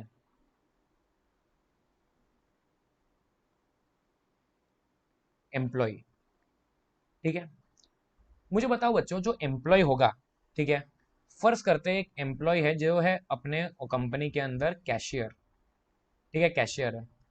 तुम मुझे सच बताना, तुम्हें क्या लग रहा है, अगर तुम किसी कम, मैं ऑडिटर हूँ जो आके ऑडिट करने वाला है, मैं चेक करने वाला हूँ सारी चीजें, बराबर, मैं फाइनेंशियल स्टेटमेंट चेक करूंगा, मैं एसेट्स चेक करूंगा। ऐसे केस में तुम बताना, अगर तुम उस कंपनी के कैशियर हो, ठीक है, सोच समझ के आंसर देना कमेंट्स में, अगर तुम उस कंपनी के कैशियर हो तो मुझे बताओ क्या तुम उस कंपनी में चोरी करने के बारे में सोचोगे क्या, कि तुम्हें डर लगेगा, दिल से बताना क्या लग रहा है, तुम बे बिंदास चोरी करोगे क्या as a cashier, tell me, कि तुम्हें क्या लग रहा है कि ऑडिटर वो चीज पकड़ लेगा कि नहीं पकड़ेगा।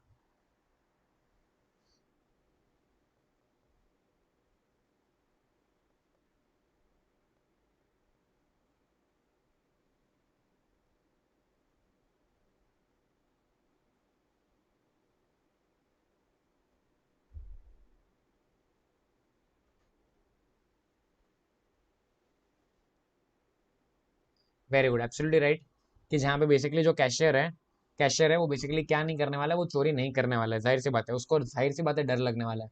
तो देख रहे हो, it becomes a very very important preventive control also. आज अगर मेरे को, मैं जानता हूँ तो मुझे डर लगेगा कि भाई ऑडिटर आने वाला है, वो चेक कर लेगा, पता चल जाएगा कि कैश कम है, तो जाहिर सी बात है कैशियर के ऊपर नाम आएगा। तो इसके लिए बेसिकली आज ऑडिट एज अ कंसेप्ट भी क्या होता है बेटा, शेयर होल्डर का पॉइंट ऑलरेडी इन्वेस्टर में कवर हो ही जाता है। हाँ, तो वही पॉइंट है कि जहाँ पे आज कैशियर जो है उसको भी डर लगेगा, तो आपके जो फ्रॉड एंड मैनिपुलेशन जो है वो काफी कम रहेंगे, बिकॉज यू नो आगे जाके कभी ना कभी तो ऑडिटर को आके ये चीज पता चल ही जाएगी, ठीक है। वेरी गुड, आई होप इतने सारे पॉइंट्स आपको समझ में आ गए होंगे। अब हम लोग जाके बेसिकली आंसर पढ़ेंगे, कि जहाँ पे देखेंगे कि बेसिकली ये वाले पॉइंट्स जो हमने पढ़े, ठीक है, वो पॉइंट्स आंसर से कैसे मेल खाते हैं। ठीक है, how exactly all the points that we studied. I want everybody to take the screenshot of this. अगर आप लोगों ने अब तक, और इंश्योर करना कि एक बार स्क्रीनशॉट लेने के बाद आपकी जो नोटबुक है उस नोटबुक में प्लीज ये सारे डायग्राम्स ड्रॉ करना। ठीक है, इंश्योर करो। एंड जिन बच्चों ने ऑलरेडी एनरोल कर लिया है प्लीज इंश्योर करना कि जैसे ही, क्योंकि आज जो मैं होमवर्क दूंगा होमवर्क में ये रहेगा to copy the screenshots in the notebook, तो you have to send the PDF to me on WhatsApp. ठीक है, so that I can check it.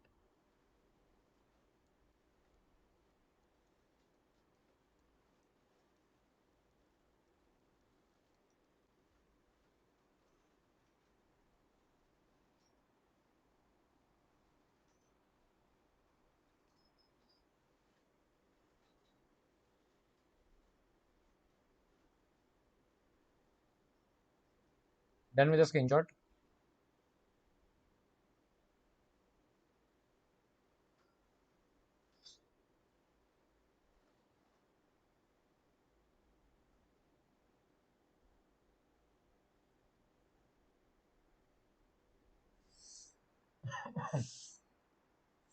चलो, let's go and read the answer now.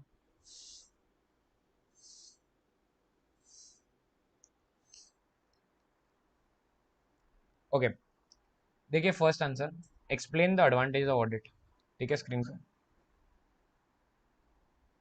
Question number 1 क्या है guys, explain the advantage of audit.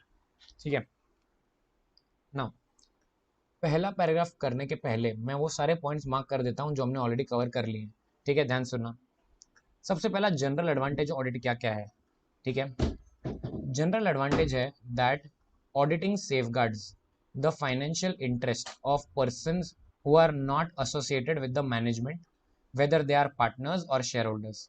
तो जाहिर सी बात है, इस सेंटेंस का मतलब क्या बनता है, जो हमारे कंपनी के शेयर होल्डर्स हैं या हमारे ऑर्गेनाइजेशन के जो पार्टनर्स हैं, वो लोग एक चैन की नींद सो सकते हैं ये समझ के कि हाँ, आज जब फाइनेंशियल ऑडिट हुए हैं तो मतलब फाइनेंशियल के अंदर जो अमाउंट्स दिख रहे हैं वो बराबर है।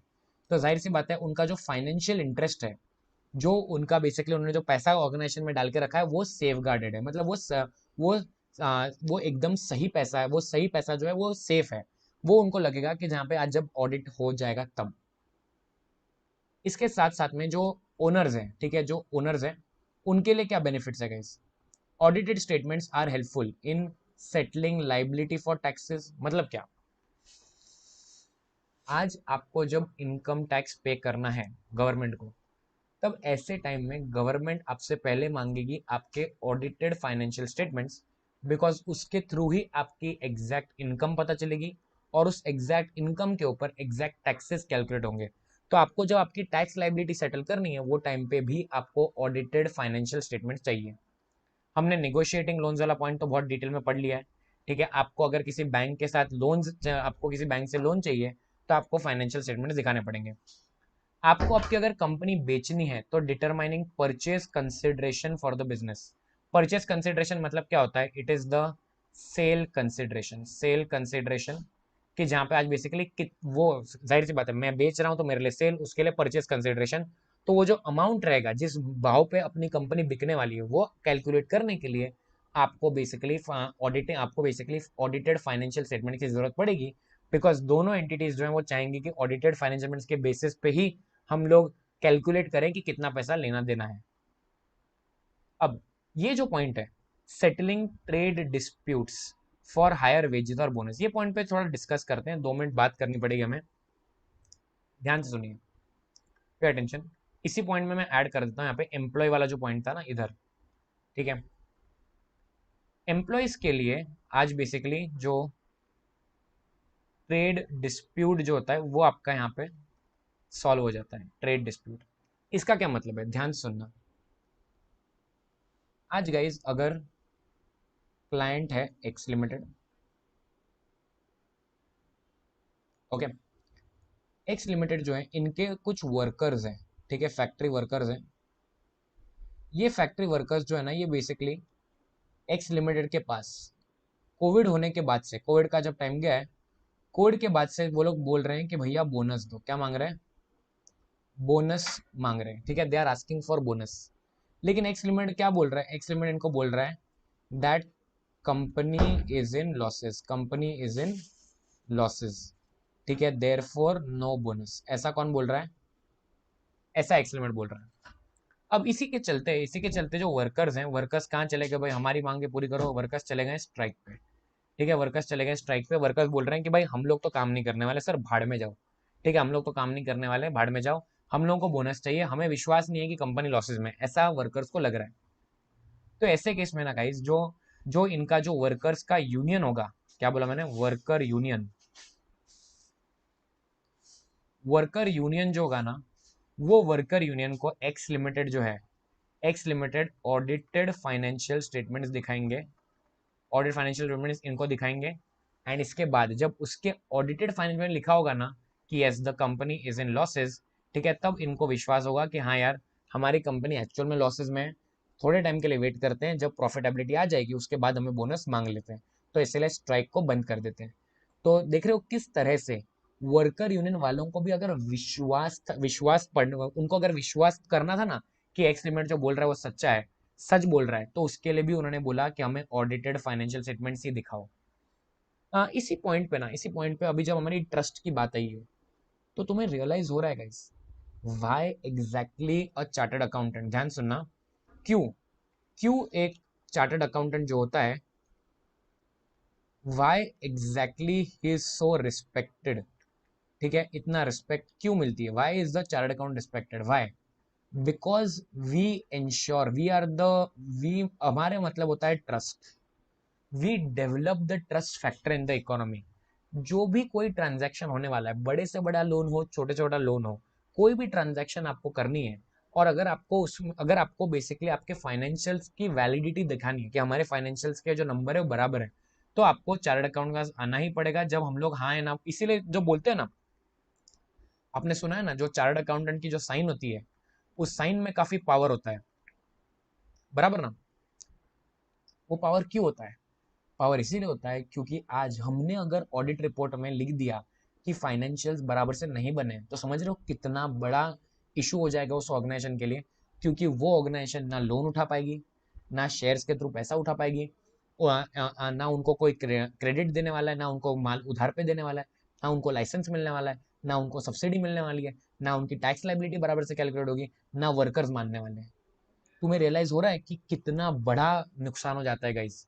आई hope you can as a CA student, you can realize, वो स्पाइडरमैन का डायलॉग है ना कि जहाँ पे with great power comes great responsibility, वैसा ही फंडा हमारे पास है कि आज भले हमारे पास ये गाइस पावर है, लेकिन एक जिम्मेदारी भी है तुम्हारे सर पे कि तुम्हें हमेशा ऑनेस्टी से काम करना है। ठीक है, मैं तो एटलीस्ट मेरे सारे स्टूडेंट्स को यस वी, वो ट्रस्ट फुल हो जाती है भाई, एग्जैक्टली बराबर बोला साइना ने, वो ट्रस्ट पूरी हो जाती है जब सीए साइन ठोक देता है तो। ठीक है, तो याद रखना, आपको आपको हमेशा ऑनेस्टी से काम करना है। ठीक है, लाइफ में कभी भी याद रखना, 1 रुपया जो होता है ना, 1 रुपया, 1 रुपया ऑनेस्टी का, ऑनेस्ट तरीके से कमाओगे ना, it is much better as compare to 100 rupees that you get illegally. याद रखना, ये जो होगा ना, ये 1 रुपया आपको बेसिकली चैन की नींद देने वाला है, ये आप आराम से सो सकते हो रात को, लेकिन ये जो रहेगा ना, ये आपकी रातों की नींद उड़ा देगा।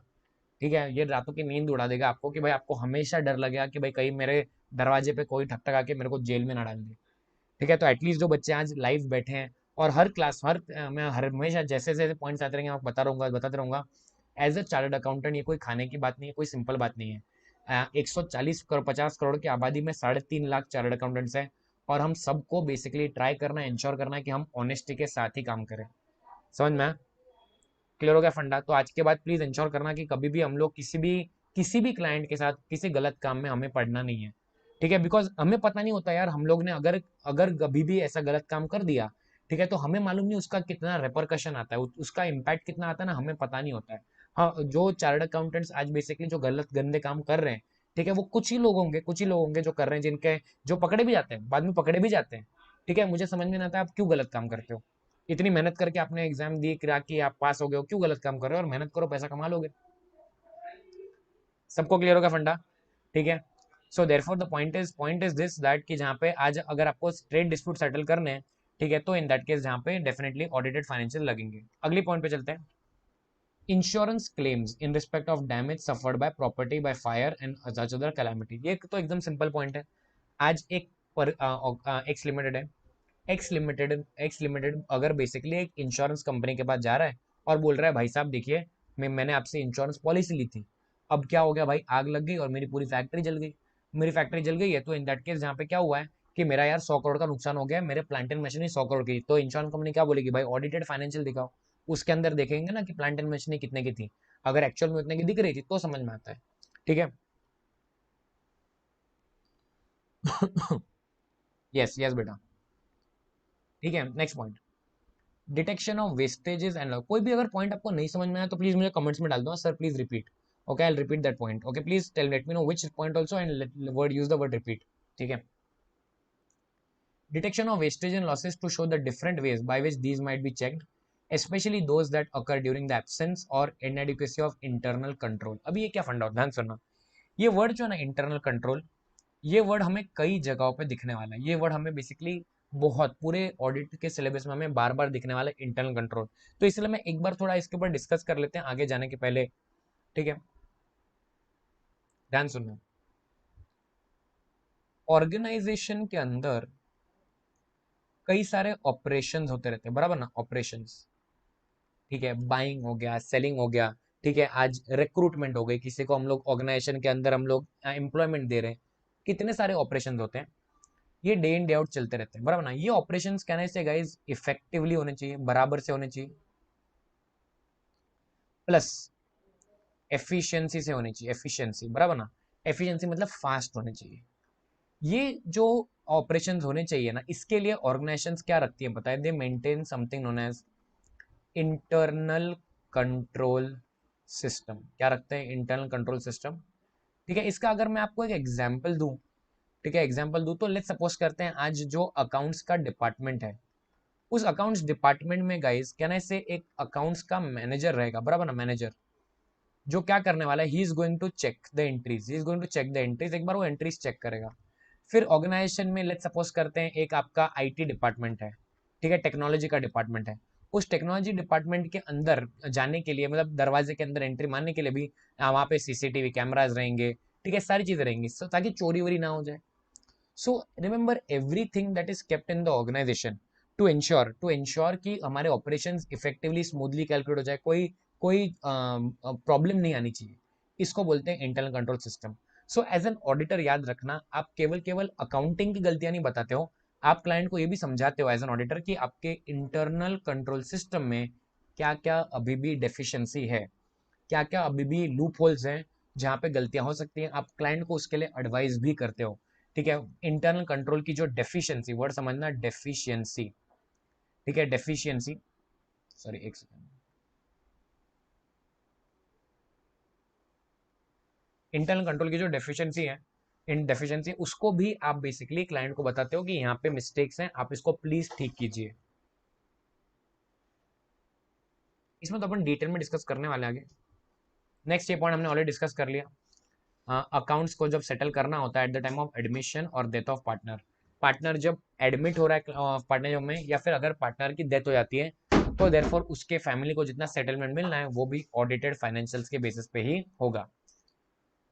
ऑडिट असर्टेन करता है necessary books of accounts and records, है देखो, ऑडिट की वजह से मतलब ऑडिटर, ऑडिटर चेक करता है कि नेसेसरी बुक्स ऑफ अकाउंट्स जो हमने देखे ना, जर्नल एंट्रीज, लेजर्स, ठीक है, have been properly kept and helps the client in making good deficiencies और inadequacies in this respect, making good the deficiency.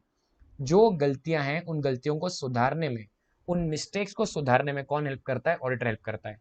ठीक है, it acts as an appraisal function. Auditor reviews the existence and operation of various controls in the organization. यही point मैंने आपको बताया, जो जो internal controls हैं वो कंट्रोल्स कैसे काम कर रहे हैं, बराबर कर रहे हैं, नहीं कर रहे हैं, ये सब ऑडिटर चेक करता है। एंड वो वीकनेसेस को अपने क्लाइंट को रिपोर्ट करता है, क्लाइंट को बताता है। फिर एम्प्लॉयज वाला पॉइंट मैंने आपको बताया कि जहाँ पे आपको डर लगेगा, ठीक है, कि जहाँ पे you will be scared as an employee, it acts as a moral check from committing defalcations और एम्बेजलमेंट। इसको इस हिंदी में हम लोग बुलाते हैं चोरी। डिफेल्केशन और एम्बेजलमेंट का मतलब होता है चोरी। तो चोरी करने से आपको एम्प्लॉय को डर लगेगा अगर वो जानता है कि आगे जाके ऑडिट होने वाला है। फिर मैंने आपको क्रेडिटर के बारे में बता दिया, लेंडर के बारे में पॉइंट बता दिया। They can evaluate credit worthiness to negotiate loans and credit period. जो लेंडर है, लेंडर माने कि बैंक, बैंक आपके पैसे देने की जो काबिलियत है उसको समझ पाएगा और आपको लोन नेगोशिएट करेगा। एंड ऊपर से आपके लिए क्रेडिट पीरियड कौन नेगोशिएट कर पाएगा, क्रेडिटर। ठीक है, आपको कितने टाइम तक माल उधार पे देना है, वो सब चेक करने के लिए you need financial statements audited. And last point मैंने आपको गवर्नमेंट का भी बता दिया, गवर्नमेंट में require audited and certified statement before it gives assistance license for a assistance का मतलब होता है सब्सिडी। ठीक है, असिस्टेंस का मतलब होता है सब्सिडी या फिर कोई लाइसेंस देने के पहले वो लोग जाहिर सी बात है ऑडिटेड फाइनेंशियल्स ही मांगेंगे। Late me know in the comments कि आपको पूरा आंसर समझ में आ गया गाइस, जितना मैंने मार्क किया है उतना आंसर पूरा आपको समझ में आ गया। I hope the advantages of auditing are clear. मैंने सारे जो ये जो डायग्राम बनाया था, ये डायग्राम के ही सारे पॉइंट्स मैंने आपको आंसर में दिखाए। अगर आपको ये डायग्राम समझ में आ गया तो इन दैट केस आपको ऑटोमेटिकली पूरा आंसर समझ में आ जाएगा।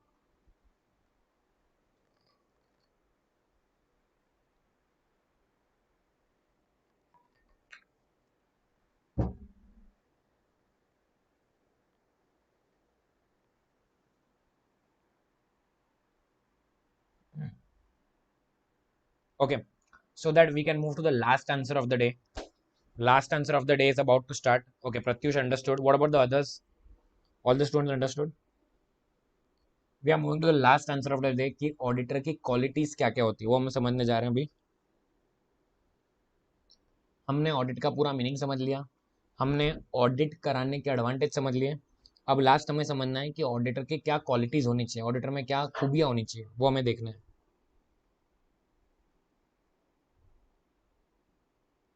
हाँ, जिन बच्चों ने ऑलरेडी एनरोल कर लिया है, मैंने आपको बताया था कि अपने वो जो व्हाट्सएप ग्रुप है, उस व्हाट्सएप ग्रुप के ऊपर गाइज मैं कभी जूम लिंक पेस्ट करूंगा। वो जूम लिंक से आपको जूम पे ज्वाइन करना है so that we can speak for 5 minutes. I want to understand from you guys कि जहाँ पे यू नो कि how exactly what exactly is your feedback, so that you know there is always a room for improvement.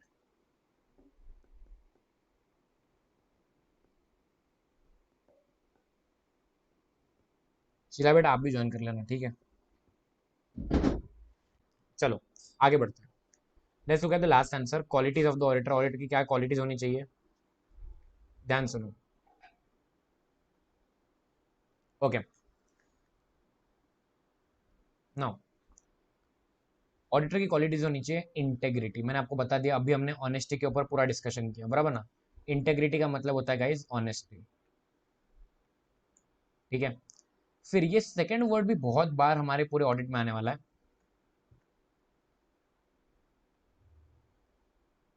Okay, तो आपकी जो अभी notebook है, क्या बोला मैंने, नोटबुक। तो नोटबुक का जो अपना पहला पेज है, पहले पेज पे उधर हेडिंग डालना, ऊपर हेडिंग डालना पहले पेज पे, on the first page put the word, put the heading audit subject dictionary. क्या लिखना है, ऑडिट सब्जेक्ट डिक्शनरी। ओके, ये डिक्शनरी हम लोग क्यों मेंटेन करने वाले हैं? आप अभी मैं क्या करूंगा, जब जब बेसिकली कोई एक इंपॉर्टेंट वर्ड दिखता है, ठीक है, जिसका बेसिकली आज मीनिंग बहुत बार रिपीट होने वाला है पूरे ऑडिट में, तो हम लोग उसकी डिक्शनरी बनाएंगे, ठीक है, सो दैट आपके लिए एक ही जगह पे हो जाए और ये सारे शब्दों का यूज आपको एग्जाम में करना है। You have to use all these words in the exam. So basically the point is that जितना आप इन शब्दों का इस्तेमाल करोगे, एग्जामिनर को लगेगा हाँ भाई आपने इंस्टीट्यूट की स्टडी मटेरियल से पढ़ा है। भले अपनी बुक तो एग्जैक्टली स्टडी मटेरियल का कॉपी है, ठीक है, बट फिर भी better, it's just a better version of the study mat. मेरी बुक जो है it is just a better version of the study mat, but फिर भी ये जो डिक्शनरी आपके लिए बहुत हेल्प आने वाली है, तो इसको हेडिंग डालना। एंड फर्स्ट वर्ड जो आपको दिख रहा है, फर्स्ट वर्ड उसमें अंदर डालना ऑब्जेक्टिविटी, ये वाला वर्ड ऑब्जेक्ट। जिसको इंटेग्रिटी का मतलब नहीं समझा, ऑनेस्टी, वो भी लिख देना। जिसको ऑब्जेक्टिविटी वर्ड, ऑब्जेक्टिविटी वर्ड तो सब लोग लिखना ही। ऑब्जेक्टिविटी का मतलब होता है गाइज, लिख देना, objective means to be unbiased. Unbiased slash करके लिख दो, नो फेवरेटिज्म। किसी को भी फेवर नहीं करना है, आपको अनबायस्ड तरीके से रहना है।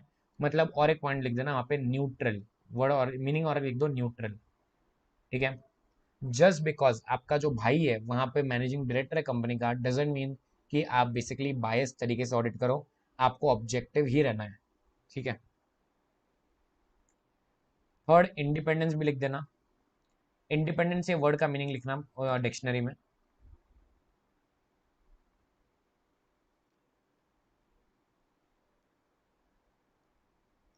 मीनिंग लिखना, auditor, auditors view should not be, auditor's view should not be subordinate to the client. Means और एक पॉइंट लिखना तो लिख देना, नो रिलेशन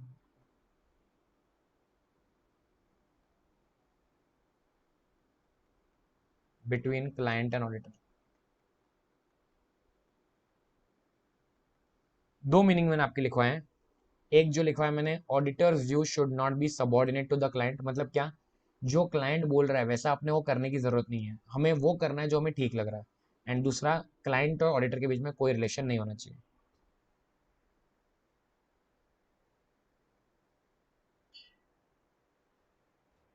चलो नेक्स्ट पॉइंट. हाँ गाइस, नेक्स्ट पॉइंट का मतलब है टैक्ट. ठीक है गाइस, टैक्ट का मतलब क्या होता है? इट मीन्स, टैक्ट का मतलब होता है you have to be very very skillful when you are talking. आज ऑडिट करने जब आप जाते हो, when you go to the client's place, तब आपको बहुत सारे लोगों से इंटरेक्ट करना पड़ता है. तो आप जब पूछ रहे हो उनको, कोई क्वेश्चन पूछ रहे हो, तो सामने वाला जो पर्सन है, he should not get offended. उसको बुरा नहीं लगना चाहिए, आपको आपका काम निकलवाना आना चाहिए. ठीक है, जो आपको बेसिकली इंश्योर करना है, आप ऐसा क्वेश्चन पूछो कि सामने वाला गुस्सा भी ना आए और वो आपको आंसर भी दे दे. That is tact. कॉशन का मतलब होता है टू बी अलर्ट. कॉशन का मतलब याद रखना, कॉशन का मतलब होता है गाइस टू बी अलर्ट. ठीक है, आपको बहुत ज्यादा सतर्क रहना है. ठीक है, जब जब आप ऑडिट करने जा रहे हो, आप डॉक्यूमेंट्स चेक करोगे, अग्रीमेंट्स चेक करोगे, क्लाइंट से बात करोगे, तो वो टाइम पे you have to be very alert. कोई चीज मिस आउट नहीं हो जानी चाहिए. मतलब ऐसा ना हो जाए कोई चीज आपके सामने दिख रही हो कि ये गलत है एंड आपको उसको नजरअंदाज कर दो. ऐसा नहीं होना चाहिए. You have to be alert. ठीक है, आपको फर्म रहना है. ठीक है, यू शुड इंश्योर दैट आप में फर्मनेस रहे. ठीक है, गुड टेम्पर का मतलब क्या होता है? जहां पे आपको basically you should not B short tempered. ठीक है, घर छोटी छोटी बातों पे गुस्सा नहीं आना चाहिए आपको. इंटेग्रिटी ऑलरेडी हमने पॉइंट कवर कर लिए. ठीक है, उसके बाद डिस्क्रिशन. डिस्क्रिशन का मतलब क्या होता है guys? It means confidentiality. Discretion का मतलब होता है confidentiality.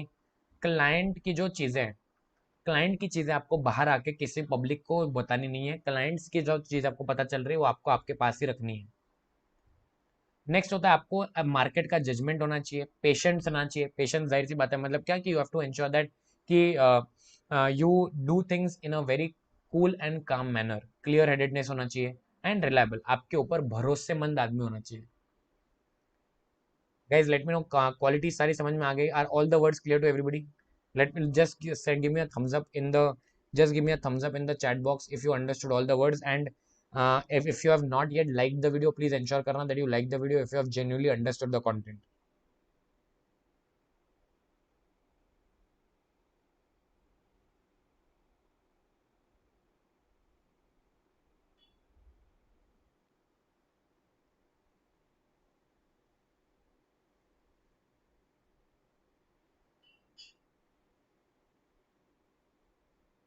Done?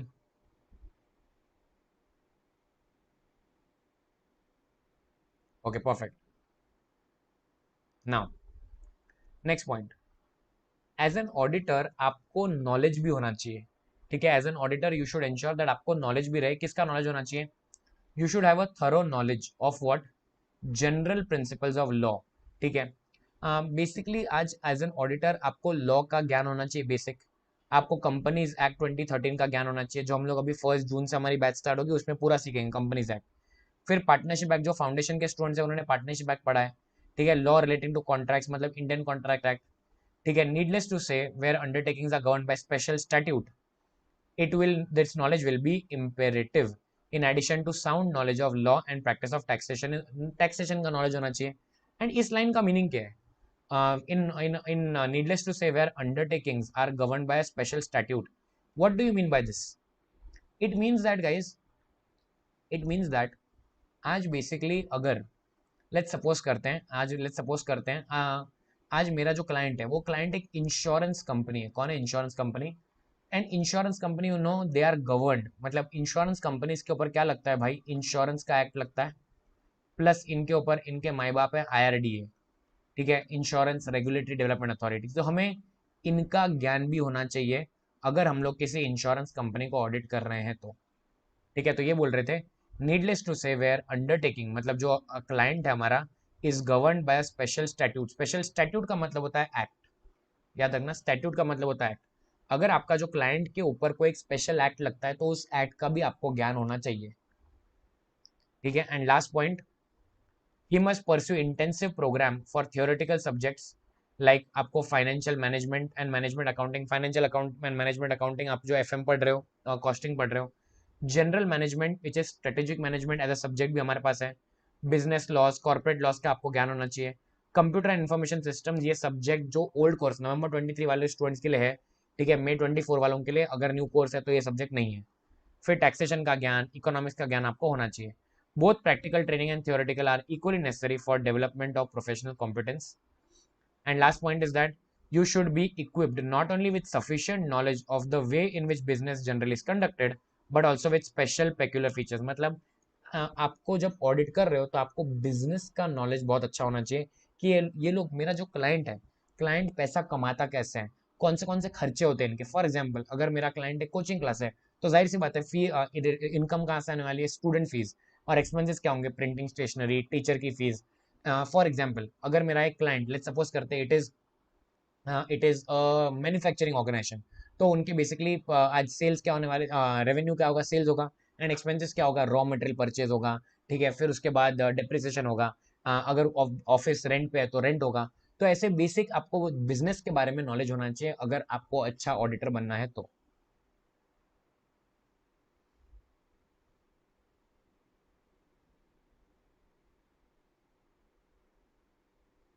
Yes yes I know. Okay, तो बेसिकली आपको प्रैक्टिकल नॉलेज भी होनी चाहिए, थियोरेटिकल नॉलेज भी होनी चाहिए। आपको you as an auditor you need to ensure that आपको ये सारे सब्जेक्ट्स का भी नॉलेज होना चाहिए, लॉस का नॉलेज होना चाहिए, एंड ये आप में क्वालिटीज होनी चाहिए। I hope this answer is also clear to everybody. Very good.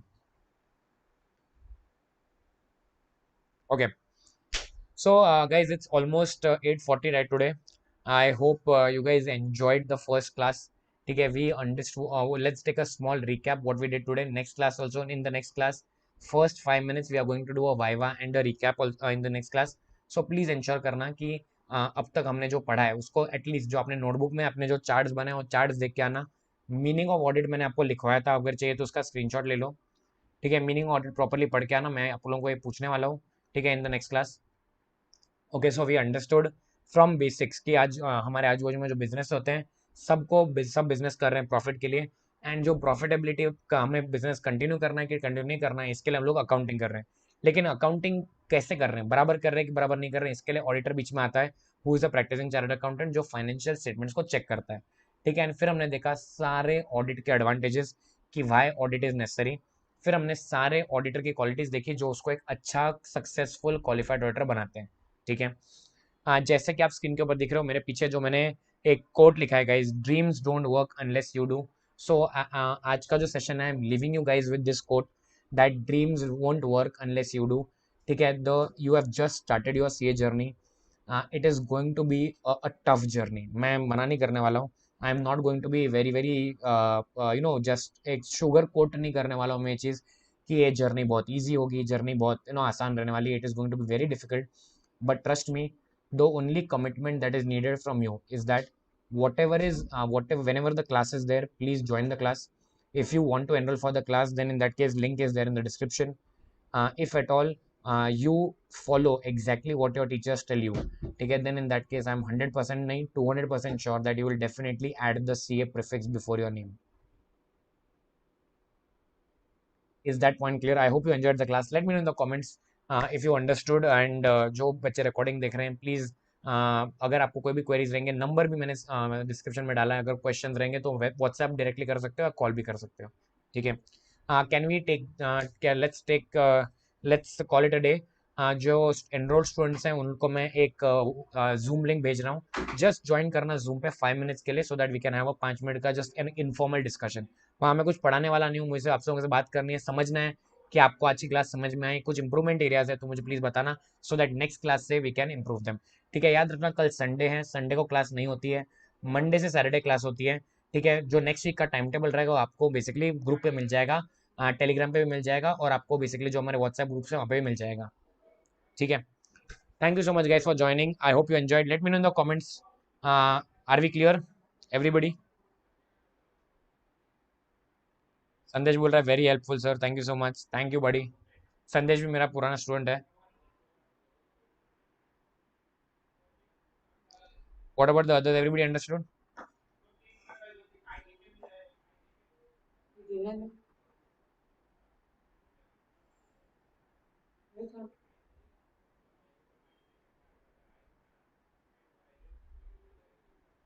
और movie addict is also here, hi बेटा। प्रत्युष बोल रहा है यस सर।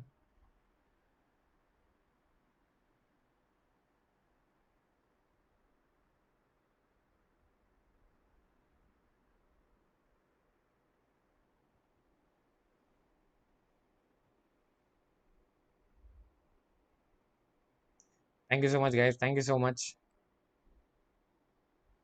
ओके, ठीक है, चलो, bye guys, good night. Movie addict as a question sir, what about the new changes? Movie addict बेटा don't worry, और एनीथिंग जब द न्यू सिलेबस आने वाला है, जो भी, whether it is one answer, whether it is one chapter, और whether it is 5 chapters, ठीक है, don't worry at all, everything will be taught to you. ठीक है बेटा, ठीक है, बिल्कुल टेंशन मत लो। मैं जानता हूँ कि जो न्यू सिलेबस वाले हैं वो थोड़े झिझक रहे हैं कि सर हम लोग क्लासेस अब भी लेके नई क्लासेस ले लें। The point is that, trust me, time कब जाएगा आपको पता नहीं चलेगा। May 24 वाले जो बच्चे हैं, जो जो बेसिकली अभी भी सोच रहे हैं कि सर हम लोग ज्वाइन करें कि नहीं करें, तो आई एम 100% श्योर कि एक आपका सब्जेक्ट 1 डेढ़ महीने में खत्म हो जाएगा। ठीक है, मेरे आप लोगों से बस एक रिक्वेस्ट है, जो November 23 वाले बच्चे हैं या May 24 वाले बच्चे हैं, प्लीज़ उन तक अपना मैसेज पहुंचाना, ताकि मेजोरिटी स्टूडेंट्स ज्वाइन आ क्लासेस। ठीक है, चलो, good night, bye guys, bye bye, take care. Movie addict, आपका और कोई क्वेश्चन है बेटा कि समझ में आ गया आंसर? मेरा व्हाट्सएप नंबर भी डिस्क्रिप्शन में, movie addict, if you want to ask me any question on WhatsApp, you can discuss there as well.